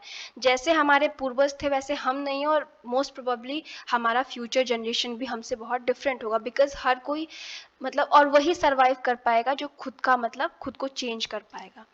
और ये अगर आप फिलोसफिकली और लिटरल भी ले तो भी, अगर आपकी थिंकिंग मतलब ये तो ह्यूमन बायोलॉजी के हिसाब से हुआ, लेकिन आप मेंटली भी अगर इस चीज़ को सोचें तो बहुत ज़्यादा इम्पैक्टफुल है बात, क्योंकि अगर आप समय के साथ नहीं बदले तो शायद उस समाज में आप फिट नहीं हो पाएंगे। देन हम फिर back to biology and evolution पे आते हैं। तो डार्विन जो स्टडी करते हैं ह्यूमन इवोल्यूशन को, और उनका एक और डिसेंट ऑफ मैन छपता है, he trace the origin of human species to ape like a पूर्वज, ठीक है हमारे। तो उस ये भी बहुत ज़्यादा इशू क्रिएट कर देता है कि ये बोलते हैं कि हम एप से आए हैं, लोग मानने को तैयार नहीं। अब जहाँ बोल रहे थे कि सूरज हमारे चक्कर लगा रहा है, सब कुछ हमारे चक्कर लगा, हम सेंटर में हैं, और कोई कह दिया कि भाई नहीं हम सेंटर वेंटर में नहीं है, हम तो बंदर और एप से निकले हैं, तो फिर चर्च को चैलेंज कर दिया, फिर सिस्टम को चैलेंज कर दिया इन्होंने।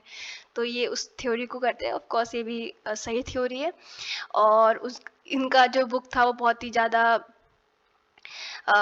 देखिए मानना ये था कि भगवान ने हमें बनाया है, और हम कंजर्वेटिव जो थिंकिंग थी वो ये मानती थी। अब ये मॉन्की वाला आइडिया तो उन लोगों को हजम ही नहीं हो रहा था, ठीक है। फिर डार्विन का जो evolutionary theory did however gain wide acceptance बाद में आ जाता है। और आज आपको पता होगा कि हर्बर्ट स्पेंसर हो गए, डर्खाइम हो गए, जो भी फंक्शनलिस्ट और स्ट्रक्चरल फंक्शनलिस्ट स्कूल के लोग हैं, उन सब ने सोशियोलॉजी में अपना जो आइडिया है वो इसी बुक से या इस डार्विन की थ्योरी से निकाला है। और हम फंक्शनलिज्म को बहुत ही मेजर स्कूल मानते हैं सोशियोलॉजी का, ठीक है। Now back to the historical background again. अभी भी हम हिस्टोरिकल पढ़ रहे थे, अब एक मेजर हम पढ़ रहे हैं जो पॉलिटिकल चेंज लाता है। अभी तक थिंकिंग की चेंज हो रही थी रेनेसा की वजह से, अब पॉलिटिकल चेंज भी आएगा। कब से? फ्रेंच रिवॉल्यूशन होता है 1789 में, ठीक है, जो कि बहुत बड़ा टर्निंग पॉइंट हो जाता है हिस्ट्री। अगर हम ह्यूमन हिस्ट्री को उठाएं, सबसे मेजर रिवॉल्यूशन में से हम कह सकते हैं पॉलिटिकल, जहाँ पे फ्रीडम और इक्वालिटी की बात की जाती है। और ये वही एज है जब फ्यूडलिज्म, किंग, ये सब सिस्टम को खत्म करता है, इवन प्रीस्ट को भी, ठीक है। तो अब देखिए, किसी भी चीज़ को समझने से पहले आप एक चीज़ दिमाग में रखिए, आपको कोई भी थ्योरी, कुछ भी बात समझनी है, आपको उसकी बिहाइंड स्टोरी जाननी पड़ती है, बैक स्टोरी, उसकी हिस्ट्री जाननी पड़ती है। इसलिए हिस्ट्री बहुत इंपॉर्टेंट है, तो हिस्ट्री पढ़िए। तो देखिए वहाँ पे 3 स्टेट्स में बटा हुआ था जो समाज था, स्ट्रैटिफिकेशन था, वहाँ पे डिवीजन था समाज में। फ्यूडल यूरोप की बात कर रहे हैं, फ्रेंच रिवॉल्यूशन से पहले की सोसाइटी की बात कर रहे हैं। तो वन सेक्शन और state is distinguish from the other in term of status, privilege, restriction, ठीक है। हर जो तीनों स्टेट थे उनके पास डिफरेंट राइट्स थे, डिफरेंट स्टेटस था, डिफरेंट उनके पास प्रिविलेजेस थे, ठीक है। उसके बाद आई थिंक मैंने अगेन यहाँ पेस्ट कर दिया है। तो फर्स्ट स्टेट में कौन थे? क्लर्जी थे। तो क्लर्जी कौन होते हैं? जो प्रीस्ट, समझ लीजिए प्रीस्टली क्लास, ठीक है। कार्डियल जो हो गए, आर्क बिशप्स हो गए, बिशप्स हो गए, एबॉट्स हो गए, बेसिकली वो लोग सब लोग मतलब प्रीस्ट रिलेटेड समझ लीजिए। बिकॉज बेसिकली इन सबका नेम अलग अलग, मैं नहीं जानती हिंदी में क्या होता है, बट ये सारे जो होते हैं, ठीक है, क्लर्जी, पोप, ये सब रिलीजन से और चर्च से कनेक्टेड है, ठीक है। और इन लोगों का जो जीवन था वो एकदम समझ लीजिए कि वही अमीरों वाला, लग्जरी वाला जीवन था। और ये लोग कुछ भी अटेंशन नहीं देते थे रिलीजन पे, उनको रिलीजन से कुछ भी फर्क नहीं पड़ता था। और ये लोग ज्यादा इंटरेस्ट किस में लेते थे? पॉलिटिक्स ऑफ रिलीजन, ठीक है। पॉलिटिक्स टू रिलीजन मतलब रिलीजन में लेते थे, लेकिन उससे पावर गेन करने की कोशिश करते थे। और ये लोग ज्यादातर समय अपना बेकार की जो चीजें होती हैं वही करने में, लाइक ड्रिंकिंग कर रहे हैं, गैम्बलिंग कर रहे हैं। और जो अगर हायर क्लर्गी मतलब मान लीजिए कि देखिए कोई भी समाज अगर क्लर्गी की ही बात करें या पोप की ही बात करें तो डिवीजन हर समाज में होता है। तो इन पोप या प्रीस्ट के बीच में भी डिवीजन था। तो मान के चलिए कि जो हायर प्रीस्ट थे वो ये सब करते थे कि एकदम मजे में जी रहे हैं, ड्रिंक कर रहे हैं, गैम्बलिंग कर रहे हैं। लेकिन जो लोअर लेवल के जो प्रीस्ट थे, जो गाँव में रहते थे या जिनको एकदम छोटा लेवल था, इनमें भी मतलब ऊपर से नीचे की तरफ बढ़ता है, तो उनकी स्थिति इतनी अच्छी नहीं थी। ये इस क्लास में आते तो थे फर्स्ट स्टेट में, लेकिन इनकी स्थिति बहुत दयनीय थी, बहुत ज़्यादा काम देते थे ऊपर वाले जो मजे कर रहे थे, सारा काम इन्हीं से करवाते थे, और ये लोग गरीब भी बहुत थे। ठीक है, सेकेंड अगर स्टेट की बात करें तो इसमें नोबल और नोबिलिटी के लोग आते थे, बेसिकली राजवाड़े से संबंधित लोग। तो दो तरीके के नॉवेल्स होते थे, sword novels of the sword were big landlords. They were protector of the people principle, but in reality they led a life of parasite, living off the hard work of the peasant. And the noble of robe, the noble of robe were nobles not by birth, by title. They were the magistrate, judge. Among these nobles some were very progressive and liberal, as they moved in their position from common citizen who belonged to third state. ठीक है, अब दो प्रकार के novel थे। एक novel जिनको novel of sword कहा जाता था, ठीक है, बेसिकली नाइट समझ लीजिए या लैंडलॉर्ड समझ लीजिए। मैं फ्यूडलिज्म आपको फर्स्ट अपने लेक्चर में भी समझा चुकी हूँ, बट अगेन आपको याद करें तो फ्यूडलिज्म में क्या होता था, किंग कुछ लोगों को जमीन देता था, तो ये जमीन जो लैंडलॉर्ड्स लेते थे, फ्यूडल्स लेते थे, ये इनकी बात की जा रही, यही है sword of novel of sword. Basically ये लोग अपने जमीन पे गरीबों से काम करवाते थे और उन्हीं को फिर योद्धा बनवा के लड़वाते भी थे, और बहुत बुरी तरीके से पैरासाइट यहाँ पे कहा गया इनको, दूसरे का खून चूस रहे हैं, कुछ नहीं करना था, जमीन ले लिया और लोगों से जबरदस्ती काम करवा रहे हैं, पैसा खूब ऐंठ रहे हैं और मजे से जी रहे हैं। ठीक है, रोब वाले होते थे जिनको बेसिकली ये बर्थ से नहीं होते थे, टाइटल से होते थे, इनको राजा ने चूज किया होता था, मजिस्ट्रेट या जज हो गए। ठीक है, कुछ कुछ बहुत ज्यादा प्रोग्रेसिव भी थे। थर्ड स्टेट सबसे ज्यादा दयनीय स्थिति में था। इसमें पीजेंट्स मतलब गरीब जो किसान थे वो आते थे, और मर्चेंट्स आते थे, आर्टिजन्स भी आते थे और अदर भी आते थे। तो लेकिन यहाँ पे बहुत डिफरेंस था। जो पीजेंट्स थे, जो गरीब किसान थे, वो दिन रात काम करते थे, इतने सारे टैक्स पे करते थे, सब कुछ इन्हीं को पे करना था। ये लोग खाना भी उगाते थे, अगर ये खाना नहीं उगाते तो कोई सरवाइव भी नहीं करता, मतलब ये खेती कर रहे हैं। और लेकिन इनको गवर्नमेंट कोई प्रोटेक्शन नहीं देती थी, मतलब दाने दाने के लिए और हर चीज के मोहताज थे।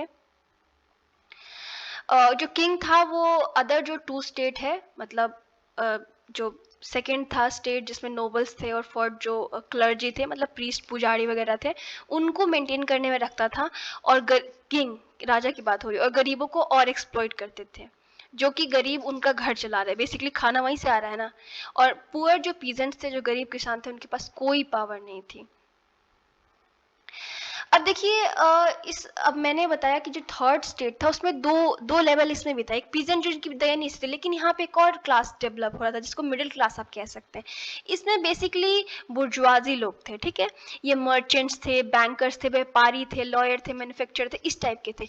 ये क्लासेस के पास पैसा बहुत था, ठीक है, शुरुआत में गरीबी में रहे, लेकिन धीरे धीरे जब व्यापार डेवलप होने लगा तो इनके पास पैसा आने लगा, मतलब 1720 से 89 के बीच में। और ये गरीब तो नहीं थे, जैसे किसान थे जो इन्हीं के लेवल के थे, और इन लोगों के पास पैसा तो था लेकिन पावर नहीं था, ना फर्स्ट क्लास में ये जा सकते थे, ठीक है, और ना सेकंड में। इनके पास पैसा होता था, पावर नहीं था, कहीं ना कहीं ये चीज इनको खटकती थी। ठीक है, तो आपको मैं एक बार समअप कर दूं क्या? तो मान लीजिए ये ट्रायंगल है, स्ट्रैटिफिकेशन है मतलब समाज का। तो किंग को तो मान लीजिए कि एकदम ऊपर ही है, ठीक है। यहाँ पे प्रीस्टली क्लास आ गया, प्रीस्टली क्लास, पुजारी क्लास, ठीक है। यहाँ पे आ गए नोबल्स, एन लिख देते हैं, और यहाँ पे आ गए थर्ड जो स्टेट है उसमें सबसे गरीब स्थिति में रहने वाले पीजेंट्स एंड मिडिल क्लास में उनको बाद में कहा गया, पर व्यापारी, ठीक है। किंग था वो केवल इन दोनों को सारे मजे देता था, नॉबल्स को और प्रीस्ट को, और जो नीचे वाला तबका थर्ड स्टेट था उसको सबसे ज्यादा स्टेट जो था सफर करना पड़ता था, बिकॉज सारे टैक्स, इनको चर्च को भी टैक्स देना था। चर्च को देखिए, जन्म हुआ तो टैक्स देना है आपको, जो थर्ड क्लास है उसको, मृत्यु हुआ तो टैक्स देना है, शादी हुई तो टैक्स देना है, कोई पाप किया तो टैक्स देना, हर चीज पे देना था, ठीक है, सब कुछ इन्हीं के पास था, और किंग को नहीं देना था। तो सबसे ज्यादा एक्सप्लॉइट यही होती थी। आई होप आपको तीनों समझ में आ गए, ठीक है। इनको पॉलिटिकल पावर, बेसिकली जो अब ट्रेड करके जो थर्ड स्टेट में बैंकर और ये सब बन रहे थे, उनको पॉलिटिकल पावर गेन करना था, बिकॉज पैसा तो उनके पास अब आ चुका था व्यापार से, ठीक है। अगर हम पॉलिटिकल एस्पेक्ट, अभी तो हमने समाज समझने की कोशिश की, फ्रेंच रिवॉल्यूशन से पहले क्या थे समाज, अब समझते हैं कि वहाँ पॉलिटिकल सिस्टम क्या था। तो मोनार्की थी, राजा था, राजा को मानते थे लोग कि गॉड जो है उसने चूज करके भेजा है राज करने के लिए। 200 ईयर्स तक बर्बन डायनेस्टी वहाँ पे चलती है फ्रांस में। और जो ऑर्डिनरी लोग, जो जनरल लोग होते हैं, उनको कोई अधिकार नहीं होता, उनका बस काम है कि किंग की सेवा करना है और जो नोबल्स हैं उनकी सेवा करनी है, ठीक है। उसके बाद किंग का जो वर्ड है वो कानून है, और किंग ने अगर आपको कह दिया कि भाई आपको फांसी की सजा मिलेगी, तो आपका ट्रायल व्रायल कोर्ट वोट कुछ नहीं होने वाला, आपको मिलने वाली है, ठीक है। तो कुछ नहीं चलने वाला है। इकोनॉमिक एस्पेक्ट की बात करें तो लुई जो 14 था, वो बहुत सारे वॉर्स, उसके बाद लुई 14 के बाद जितने भी आते हैं वो सारे बहुत सारे महंगे महंगे वॉर मतलब युद्ध करते हैं। अब खूब सारा पैसा जो आप अपनी देश का है उसको आप युद्ध में लड़ाएंगे, मतलब लगाएंगे। इवन अमेरिका को भी सपोर्ट, मतलब अमेरिका से जब युद्ध हो रहा होता है तब भी बहुत सारा पैसा इसमें लगा दिया जाता है। इवन कई सारे बैंक से उधार लेके लुई जो 15th होते हैं, 16th होते हैं, वो लगा देते हैं। और इस वजह से क्या होता है कि देश एकदम बैंकरप्ट हो जाता है, देश एकदम दिवालिया निकल जाता है, देश का पैसा एकदम खत्म हो जाता है, क्योंकि राजा युद्ध पे लगा रहे थे। लुई जो 16 होते हैं वो बहुत ही कमजोर और बिल्कुल ही घटिया किस्म के राजा होते हैं। उनके पास मतलब राज करने का जो फॉर्मूला होता है, देखिए राज करना भी एक कला होती है, उनके पास नहीं होती है। और ऑलरेडी उनको एक ऐसा देश मिला होता है जो इकोनॉमिकली इतना कमजोर हो गया, पैसा नहीं है उनके पास, पैसा रुपया खत्म है, ठीक है। उसके बाद मारिया एंटोनियट जो इनकी वाइफ होती हैं लुई 16 की, मारिया एंटोनियट की मूवी है, आप जरूर देखिए, काफी अच्छी मूवी है। मुझे भी लगता है कि जो मारिया एंटोनियट है, तो इनका एक जो लाइन है जो बहुत फेमस हुआ कि भाई आप ब्रेड नहीं खरीद, लोग आंदोलन करते हैं, ठीक है, कहानी सुनिए। तो लोग आंदोलन कर रहे होते हैं बहुत ज्यादा, क्योंकि पैसा नहीं होता, महंगाई एकदम बढ़ गई होती है, देश के पास खुद पैसा नहीं तो लोगों के पास कहाँ से होगा। तो लोग आंदोलन कर रहे होते हैं, तो मारिया एंटोनियट पूछती हैं कि भाई लोग आंदोलन क्यों करें, लुई 16 की जो वाइफ होती हैं। तो लोग उनको बताते हैं, उनके काम वाम करने वाले, कि इनके पास खाने के लिए ब्रेड नहीं है। तो कहती हैं अच्छा खाने के लिए ब्रेड नहीं है तो केक खा लें। तो इनका जो ये कमेंट है वो बहुत ज़्यादा फेमस हुआ। मारिया एंटोनियट अपने आप में एक बहुत फेमस पर्सनालिटी रही है इतिहास की।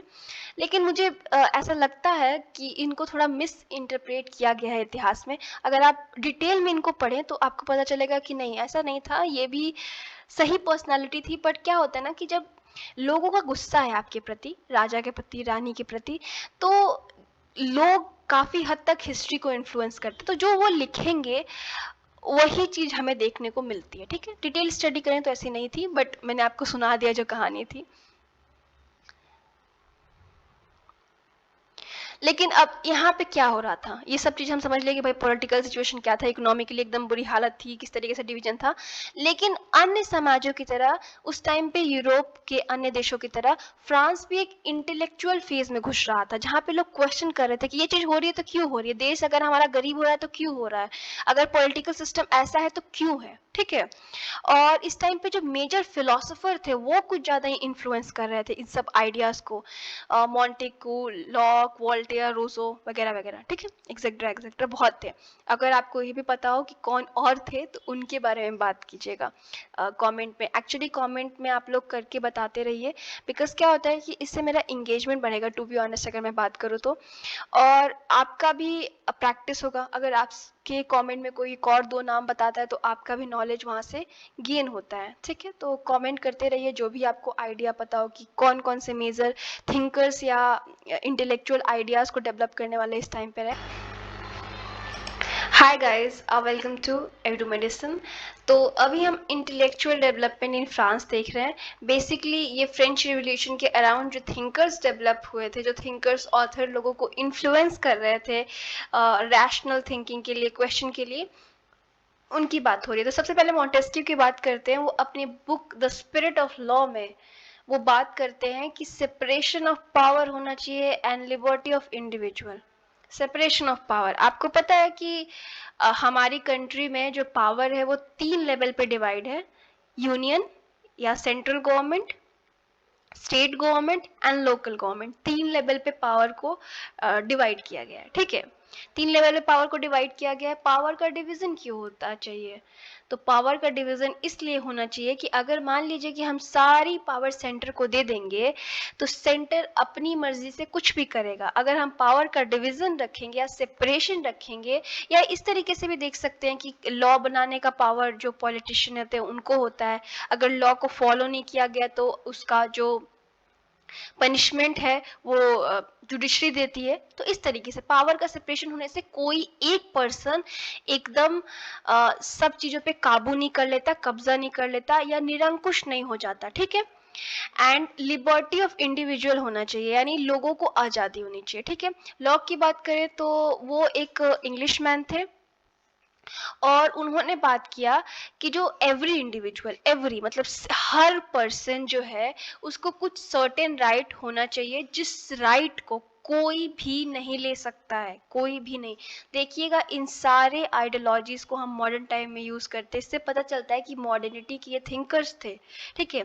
और इसको नेचुरल राइट कहा जाता है। अगर आप पॉलिटिकल साइंस पढ़े हैं तो वो राइट क्या है? Right to live. हमें कोई मार नहीं सकता, हमें पैदा जब किसी ने नहीं किया, मतलब ऑफकोर्स हम पैदा होके आए हैं, लेकिन नेचर ने हमें क्रिएट किया है तो हमें मारने का हक किसी को नहीं है। Right to live, right to property, हमारा जो भी चीज़ है वो हमारा है, वो हमसे कोई छीन नहीं सकता। And the right of personal freedom, personal freedom सबको होनी चाहिए। और वो बिलीव करते थे कि कोई भी रूलर, कोई भी किंग अगर इन सारे राइट्स को ले लेता है तो लोगों को साथ मिलके उस लीडर को रिप्लेस कर देना चाहिए, उस लीडर को हटा देना चाहिए। वोल्टेयर की बात कर, जो फ्रेंच फिलोसफर थे, वो बात करते हैं कि लोगों के अंदर रिलीजियस टॉलरेंस होना चाहिए। सेकुलरिज्म की बेसिकली बात कर रहे हैं। फ्रीडम ऑफ स्पीच होनी चाहिए, लोग अपनी बात कह सकते हैं। And he also stood for the right of individual for freedom of speech and expression. आपके अंदर जो बात है, आपकी जो इच्छा है, आप उसको एक्सप्रेस करिए, आप कहिए। ऐसा नहीं है कि आपने मुंह से शब्द निकाला और आपको मतलब सूली पे चढ़ा दिया गया, ठीक है। आप के पास अधिकार है अपनी बात कहने का। तो ये सब आप देख रहे हैं कि देखिए यहीं से मॉडर्न जितनी भी पॉलिटिकल सिस्टम है वो डेवलप हुई है फ्रेंच रिवॉल्यूशन से, तो कितना इंपॉर्टेंट है। रूसो है, उनका बुक जो है द सोशल कॉन्ट्रैक्ट, उसमें बात करते हैं कि लोगों के पास अधिकार होना चाहिए कि वो चूज कर सके कौन उनको, मतलब कौन उनका हेड होगा। ही believe that people can develop their personality best only under a government which is of their choice. वो बोलते हैं कि पर्सनालिटी डेवलपमेंट तभी इंसान का होगा जब हमने चूज किया हो कि कौन हमारा गवर्नमेंट चला रहा है, मतलब कौन गवर्नमेंट का हेड है। बेसिकली वो किंग की बात नहीं कर रहे हैं। French middle class was deeply affected by these ideas of liberty and equality. जो मिडिल क्लास डेवलप हुई, जिसके बारे में बात किया मैंने, ट्रेड जो कर रहे थे, जो बैंकर्स थे, जो रिच क्लास डेवलप हो रही थी व्यापार या वाणिज्य शुरू होने के बाद, उन लोगों को ये सब आइडियाज ने बहुत ज़्यादा इंस्पायर किया। इन्हीं सारे आइडियाज को आगे हम मतलब देखते हैं कि मॉडर्न पॉलिटिकल सिस्टम में ये देखने को मिलता है। अब फ्रेंच रिवॉल्यूशन से क्या क्या हुआ? विक्ट्री ऑफ कॉमन पीपल, जहाँ पे किंग और प्रीस्ट का पूरी सोसाइटी में चलता था, नाउ कॉमन पीपल के पास कुछ अधिकार, कुछ राइट थे। रिलीजन से फोकस हटा के हमने एजुकेशन, रैशनल थिंकिंग पे ज़्यादा वो किया। प्रीस्टली क्लास का जो इम्पोर्टेंस था, जो कि फर्स्ट स्टेट बनाती थी, फर्स्ट स्टेट का जो बनाती, जिसे कोई टैक्स नहीं था, बस टैक्स लेती थी, उसको हटा दिया गया। वो अब उतनी इम्पोर्टेंट नहीं रह गई। और हर ऐसा विश्वास किया गया कि हर इंसान के अंदर कैपेसिटी है कि वो अपने देश को चला सकता है, और सिटीजन जो भी है उसको पॉलिटिकल राइट मिलने चाहिए। इक्वालिटी का आइडिया यहाँ से आता है। और पीपल जो थे वो इस आइडिया को कि कोई उनको दास बनाए, कोई उनका शोषण करे, एक्सप्लॉइटेशन करे, ये नहीं होता। और मॉडर्न डेमोक्रेसी, लिबरलिज्म और फर्टेनिटी का यहीं से ग्लोबल लेवल पे हर जगह आप देखेंगे डेमोक्रेसीज में यही बेसिकली आइडियाज होते हैं, वो यहाँ से डेवलप होता है। आई होप कि आपको फ्रेंच रिवॉल्यूशन समझ में आ गया। अगर आपको फ्रेंच रिवॉल्यूशन समझ में आ गया तो फ्रेंच रिवॉल्यूशन से सोसाइटी में कौन 3 मेजर चेंज आए थे, आप कमेंट में बताइएगा। अब इंडस्ट्रियल रिवॉल्यूशन क्या होता है? तो देखिए ये भी एक मेजर रिवॉल्यूशन है, जैसे सोसाइटी में टेक्नोलॉजी लाया, जो मॉडर्न सोसाइटी का एक हम मानते हैं कि अंत वाला पड़ाव था, जहाँ से हम कह सकते हैं कि एकदम सोसाइटी मॉडर्न होना शुरू हो गई। मतलब मॉडर्निटी का एक बहुत बड़ा इंपॉर्टेंट पार्ट था, ठीक है। तो ये अराउंड 1760 के अराउंड शुरू होता है इंग्लैंड में, और ये बहुत ज़्यादा सोशल और इकोनॉमिक चेंज लाता है इंग्लैंड के लोगों के बीच में, ठीक है। और फिर धीरे धीरे अन्य देशों में फैलने लगता है और अन्य कॉन्टिनेंट्स में। तो इस टाइम पे क्या सबसे मेजर चीज होता है, न्यू इन्वेंशन होते हैं, लोग नई नई चीजों को इन्वेंट करते हैं, नई नई टेक्नोलॉजी का प्रयोग करते हैं और नई नई चीजें बनाते हैं, ठीक है। नई टूल्स बनाई जाती हैं, नई टेक्निक यूज की जाती है, जिससे मतलब जो सामान है, उपभोक्ता की जो इस्तेमाल की चीजें होती हैं, उनको बड़े लेवल पे, लार्ज स्केल पे फैक्ट्रीज वगैरह में बनाई जा सके। ड्यूरिंग 70, 60 और 80, 30 जो था, उस टाइम इतने ड्यूरेशन में काफ़ी ज़्यादा नई टूल्स, टेक्नोलॉजी का इस्तेमाल करके बनाई जाती हैं, जिसकी वजह से फैक्ट्रीज और बड़ी बड़ी ये सब इंटरप्राइजेस डेवलप होती हैं। तो इससे क्या होता है कि इकोनॉमी फ्यूडल सोसाइटी से कैपिटलिस्ट सोसाइटी की तरफ मतलब जाने लगती है। और उसी समय कैपिटलिस्ट जो क्लास होता है, जिसके पास सारी ये फैक्ट्रीज वगैरह, पावर वगैरह आ जाती है, वो कैपिटलिस्ट क्लास डेवलप हो जाता है, जो कि इन सारी सिस्टम को कंट्रोल करता है। अब जो पहले सोसाइटी जहाँ पे हैंडमेड चीज़ें बनाई जाती थी, वो एक अब मशीन मेड चीज़ों की दुनिया में हम लोग एंटर कर लेते हैं, ठीक है। स्पिनिंग जेनी आती है, जो कि 70-60 में बाय जेम्स बनाया जाता है। उसके बाद बहुत सारी स्पिंडलर्स आते हैं, सिंगल व्हील आता है, उसके बाद ये ऑकराइट्स वाटर फ्रेम आता है। तो इन सारी मशीन्स के बारे में आप एक बार गूगल करके सर्च करके समझने की कोशिश करिएगा, हर मशीन क्या क्या काम करती है।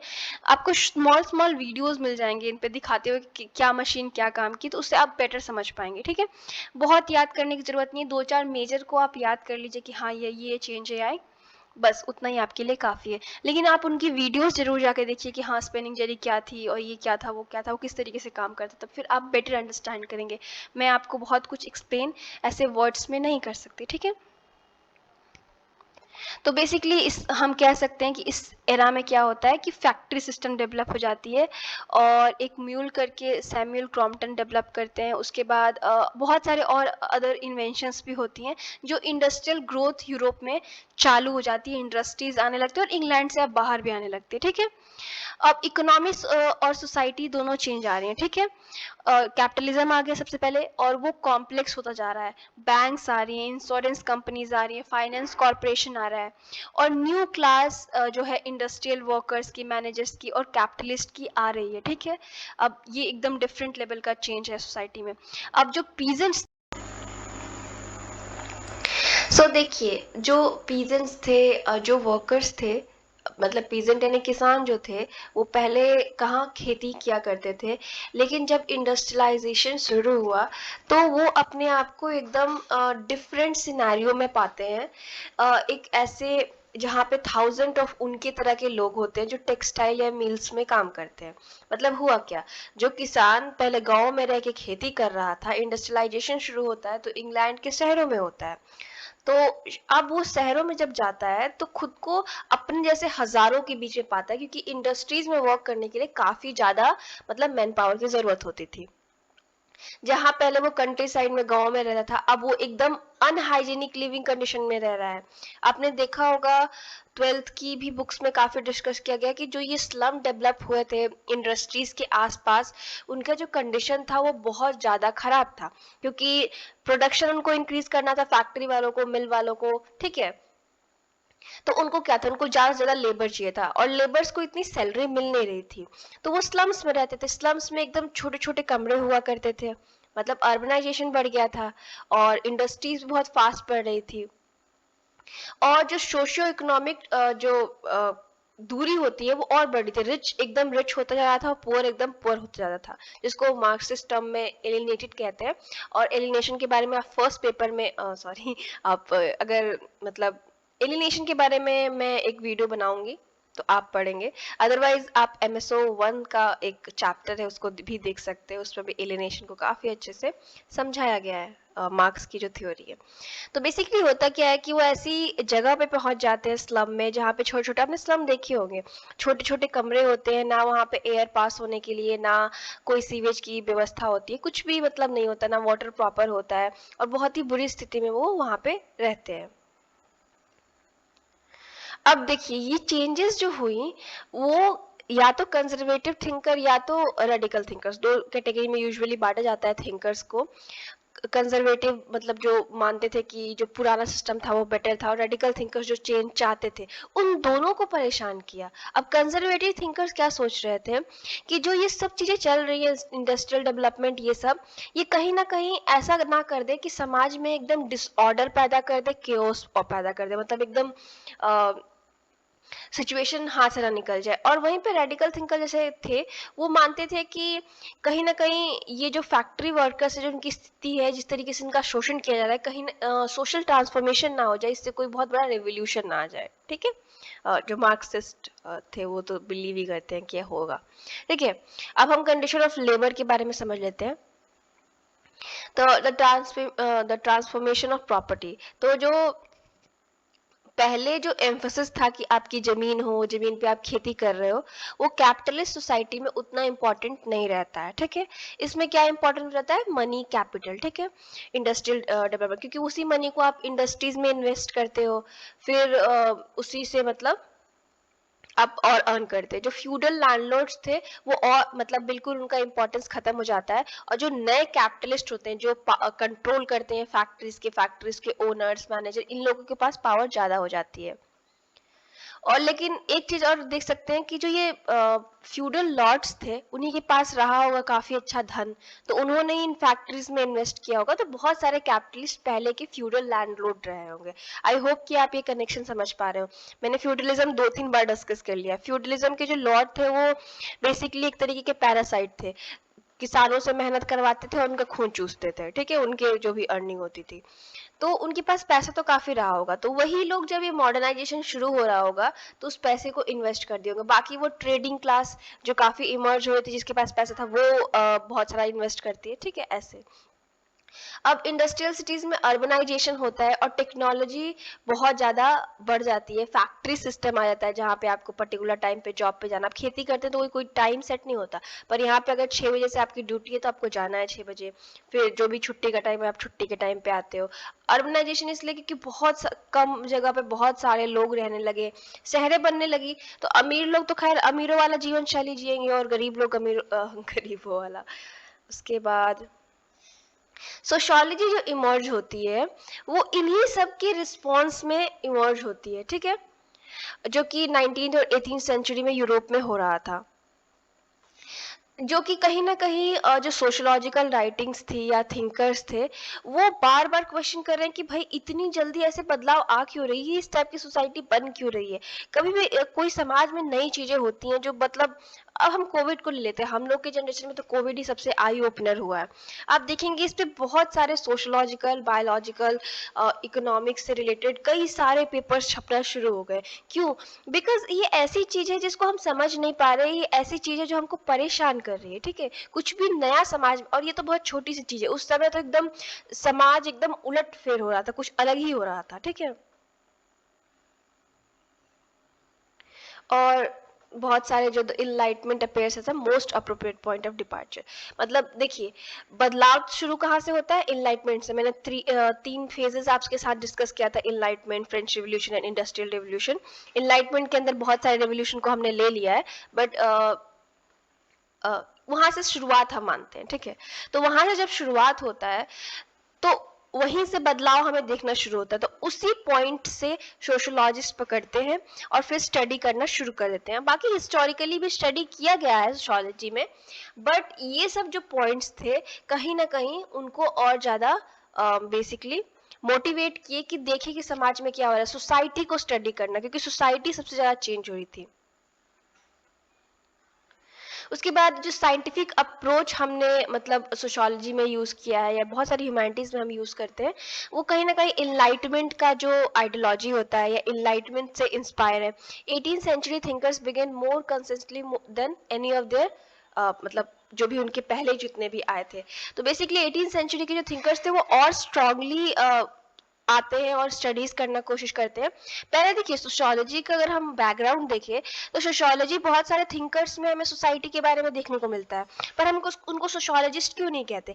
बिकॉज जो अप्रोच इस टाइम के थिंकर्स 18 और 19 सेंचुरी के यूज करते उस टाइप का और उतना स्ट्रॉन्ग अप्रोच नहीं यूज किया गया था, ना उतना साइंटिफिक मेथड यूज किया गया था। जैसे कि साइंटिफिक मेथड हम वैसा यूज कर रहे थे जैसे नेचुरल साइंस में यूज होता है, कि ऑब्जर्वेशन कर रहे हैं, फिर उससे कोई रिजल्ट निकल रहा है, फिर हम उसके स्टेप लिख रहे हैं कि आप उसको बार बार चेक कर सकते हो, वेरीफाई कर सकते हो। जिस तरीके से हम प्रूव कर सकते हैं कि सन सेंटर में और प्लैनेट उसके चक्कर लगाते हैं, वैसे ही हम कोशिश कर रहे थे कि हम सोशियोलॉजी में चीजों को प्रूव कर सके। ठीक है, तो बेसिकली ह्यूमन सोसाइटी को देखिए, नेचुरल साइंस ह्यूमन बीइंग को स्टडी करती है, इंसान को, लेकिन सोशियोलॉजी उसकी सोसाइटी को स्टडी करती है, लेकिन साइंटिफिकली।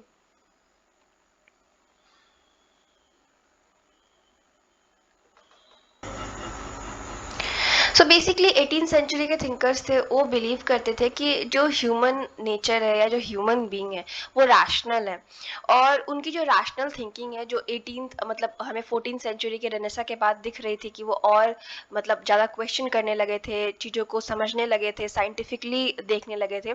ये जो एक्शन है धीरे धीरे उन लोगों को और फ्रीडम दिलाएगा और उनका जो सोसाइटी होगी बेटर प्लेस बन पाएगी। उसके बाद 18 सेंचुरी के थिंकर ये भी बिलीव करते थे कि ह्यूमन केपेबल है एक परफेक्शन लाने का। परफेक्शन कैसे?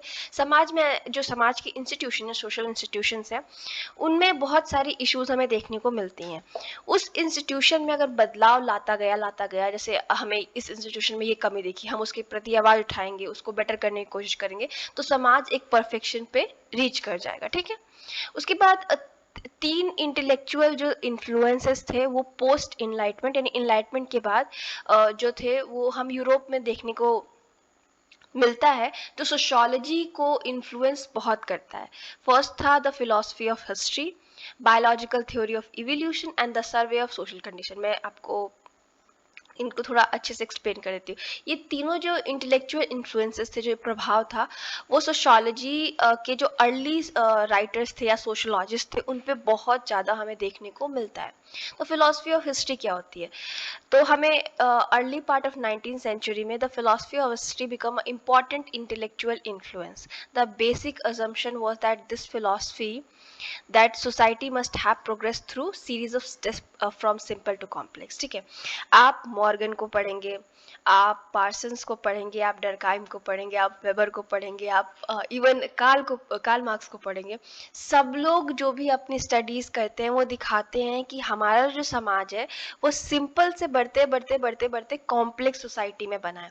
यानी मतलब जितने भी क्लासिकल थिंकर्स अगर आप उनका काम देख ले तो वो हम हर किसी ने सोसाइटी किस तरीके से डेवलप हुई है बताने की कोशिश की। मॉर्गन का वीडियो मेरे चैनल पे है, शॉर्ट सा, आई गेस दरखाइम का भी है, कॉम्ट का भी है, तो आप जाके देख सकते हैं कि हर किसी ने एक्सप्लेन करने की कोशिश की है कि कैसे सोसाइटी जो अभी अभी हम जिस सिनारियो में, जिस सिचुएशन में या जिस एरा में जी रहे हैं वहाँ तक कैसे पहुँची है। हर कोई अलग अलग तरीके से एक्सप्लेन करता है। तो आप यूपीएससी के प्लेलिस्ट में देख सकते हैं वो छोटी छोटी वीडियोस। तो यहाँ पे कहने का मतलब ये है कि जो समाज है वो सिंपल से कॉम्प्लेक्स स्टेज पे धीरे धीरे स्टेप बाय स्टेप पहुँचता है। जो सोशल थिंकर्स थे, जो फिलॉसफी ऑफ हिस्ट्री को डेवलप करने में बहुत ज़्यादा, सैंड पेरे हो गए, गेम्बेस्ता हो गए, आई गेस इनका नाम ऐसे बोलते हैं, वो होल सोसाइटी से कंसर्न थे। वो एक सर्टन एस्पेक्ट से नहीं, जैसे कि पॉलिटिकल, इकोनॉमिक और कल्चरल, वो पूरी होल सोसाइटी को ऐसा देखते थे। और ये हमें अदर जो सोशोलॉजिकल राइटर्स है उनके उसमें भी देखने को मिलता है। लेकिन एक और पॉइंट है कि हमें अलग अलग एस्पेक्ट से भी सोसाइटी को देखना है। ठीक है, तो बहुत सारे अर्ली जो सोशोलॉजिस्ट है वो होल करके ही देखते हैं, लेकिन अलग एस्पेक्ट्स को भी देखना जरूरी होता है।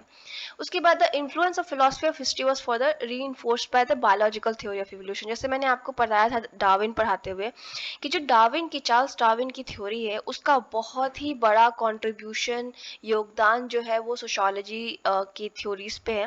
बिकॉज हम सब शुरुआत से कह रहे हैं कि हम सोशियोलॉजी को साइंटिफिकली स्टडी करेंगे, साइंटिफिकली देखेंगे। तो जो इवोल्यूशनरी अप्रोच है या फंक्शनलिज्म है और बहुत हद तक चार्ल्स डार्विन की थ्योरी से इंस्पायर है, ठीक है। और इसीलिए हमने मतलब जैसे कि आप हर्बर्ट स्पेंसर पढ़ेंगे या डर्कहाइम पढ़ेंगे, इनका गुड एग्जांपल है, इनकी राइटिंग बहुत ही अच्छी एग्जांपल दिखाने के लिए कि इन लोगों ने किस तरीके से बेसिकली फंक्शनलिस्ट है ये चीज़ें यूज़ की हैं इवोल्यूशनरी अप्रोच को। बाकी हम थिंकर्स को डिटेल में पढ़ेंगे तो आप धीरे धीरे समझ जाएंगे, एक साथ बहुत कुछ समझना थोड़ा डिफिकल्ट होता है। उसके बाद सर्वे ऑफ सोशल कंडीशन। तो देखिए जो सर्वे का फॉर्मूला है या social survey from important element in modern sociology, हम सोशल सर्वे जो करते हैं मतलब बेसिकली समाज में हम सर्वे कर रहे हैं, तो ये इमर्ज क्यों हुई और स्पेशली मॉडर्न सोशोलॉजी में इसका इम्पोर्टेंस क्यों है, तो ये दो रीजन से होती है। एक तो हमें सबसे पहले हमने कहा कि हमें सोशोलॉजी को नेचुरल साइंस से एकदम क्लोज रखना या नेचुरल साइंस जैसा है, जहाँ पे बहुत सारे सर्वेज होते हैं, डेटा कलेक्ट होता है, फिर हम उसको एनालाइज करते हैं, रिजल्ट करते हैं मतलब निकालते हैं या ऑब्जर्वेशन करते हैं, यही सब होता है ना साइंस में।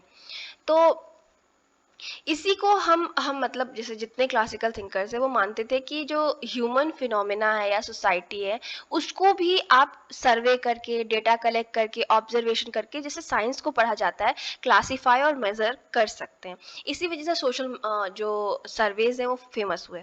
दूसरा प्रॉब्लम था उस टाइम पे जो कि हम मानते हैं कि सोशल प्रॉब्लम था, वो थी पॉवर्टी, गरीबी। तो देखिए पॉवर्टी को जितने सोशल साइंटिस्ट हैं या सोशोलॉजिस्ट हैं वो मानते हैं कि वो नेचुरल नहीं होता। जैसे जनरल थिंकिंग आप देखेंगे, लोगों से पूछेंगे गरीबी क्यों है तो कोई बोलेगा अरे वो काम नहीं करते हैं, वो ऐसे ही रहना चाहते हैं, एग्जैक्ट जनरल अगर कॉमन सेंस की बात करें। लेकिन सोशोलॉजी कभी भी नहीं कहता कि गरीबी एक नेचुरल मतलब नेचुरल फिनोमेना, वो बोलते हैं सोशल है। समाज में जो कमियां हैं, समाज में कुछ इश्यूज हैं, समाज में जो डिस्क्रिमिनेशन या स्ट्रैटिफिकेशन है, वो इस सब चीज़ों का जड़ है, इंसान खुद नहीं होता, ठीक है। इसीलिए सोशोलॉजिकल इंक्वायरी करके हम इस चीज़ को प्रूव करने की कोशिश करते हैं कि जो इश्यूज है स्पेशली पॉवर्टी जैसी, वो क्यों है। The basic assumption which underlines this method is that through the knowledge of social condition one can arrive at solution to solve the social problem and जो भी प्रिवलेंट है सोसाइटी में। तो देखिए बेसिकली हम इसको यूज़ क्यों करते हैं, मैथड को हम सर्वे किए, सर्वे में पाया कि ये पर्टिकुलर पर्सन को इश्यूज हैं। और भी देखिए गरीबी के अलावा भी बहुत सारी, क्राइम क्यों हो रहा है, वायलेंस क्यों हो रहा है, इनोमी क्यों है, कुछ ऐसा भी कुछ भी हमने लिया। तो हम जब उसको स्टडी करेंगे तो हम जानेंगे कि उसका कॉज क्या था। कॉज जब हमें पता चलेगा तो हम उससे सॉल्यूशन भी निकाल सकते हैं कि हाँ ये कॉज है, ये कारण है, तो इसको ऐसे ऐसे सॉल्व किया जा सकता है। फॉर एग्जाम्पल लोग पढ़ नहीं पा रहे तो हम स्कूल खोलेंगे, स्कूल में उनको कुछ ऐसे इनसे एक तरीके से बेनिफिट्स देंगे जहाँ पे वो जाके पढ़ें जो उनकी इश्यूज हैं। जैसे मिड डे मील का अगर आप एग्जांपल लें तो हमने स्टडी किया कि गरीबी बहुत ज़्यादा है और खाने की इश्यूज है, तो लोग अपने बच्चों को नहीं भेजेंगे, वो काम पे भेजेंगे। तो हमने मिड डे मील का वो एक सिस्टम शुरू किया कि मिड डे मील होगा तो बच्चे कम से कम खाने से ही वो होके आएंगे, क्योंकि खाना भी मिलेगा और पढ़ाई भी। तो इसी तरीके से आप जब प्रॉब्लम ढूंढने की कोशिश करोगे फिर उसका कॉज ढूंढोगे एंड देन अपने आप सॉल्यूशन भी आपको मिलता जाएगा। तो इसीलिए जो सोशल कंडीशन का या सोशल सर्वे जो है वो बहुत ज़्यादा इंपॉर्टेंट रोल प्ले करता है सोशोलॉजी में। तो आई होप कि आपको ये फर्स्ट जो लेक्चर है पूरा समझ में आ गया है। मैंने पूरा डिटेल लेक्चर बनाया, 3 लेक्चर्स में आप देख सकते हैं, समझ सकते हैं पूरे डिस्कशन में कि किस तरीके से सोशोलॉजी डेवलप होती है। ये सारी चीज़ें जो हमने डिस्कस की वो सोशोलॉजी को इन्फ्लुएंस करके लाती है। अब मॉडर्निटी का मैंने थोड़ा बहुत डिस्कस किया, मॉडर्निटी एग्जैक्टली यही सब है, लेकिन जो उसके जैसे थ्योरीज क्या हैं उसको मैं डिस्कस कर लूँगी एक सेपरेट वीडियो में। सो प्लीज़ जितने भी वीडियोस हैं अपने फ्रेंड्स के साथ शेयर करिए, लाइक ज़रूर करिए, कमेंट करके बताइए कि कहाँ पे इश्यूज़ है, कहाँ पे आपको लगता है कि हम इम्प्रूव कर सकते हैं। उसके बाद आप हमारे चैनल का मेंबरशिप भी ज्वाइन कर सकते हैं, जो कि हम लोग को सपोर्ट करेगा कि हम फर्दर और वीडियोस बना सकें। So thank you so much, have a nice day.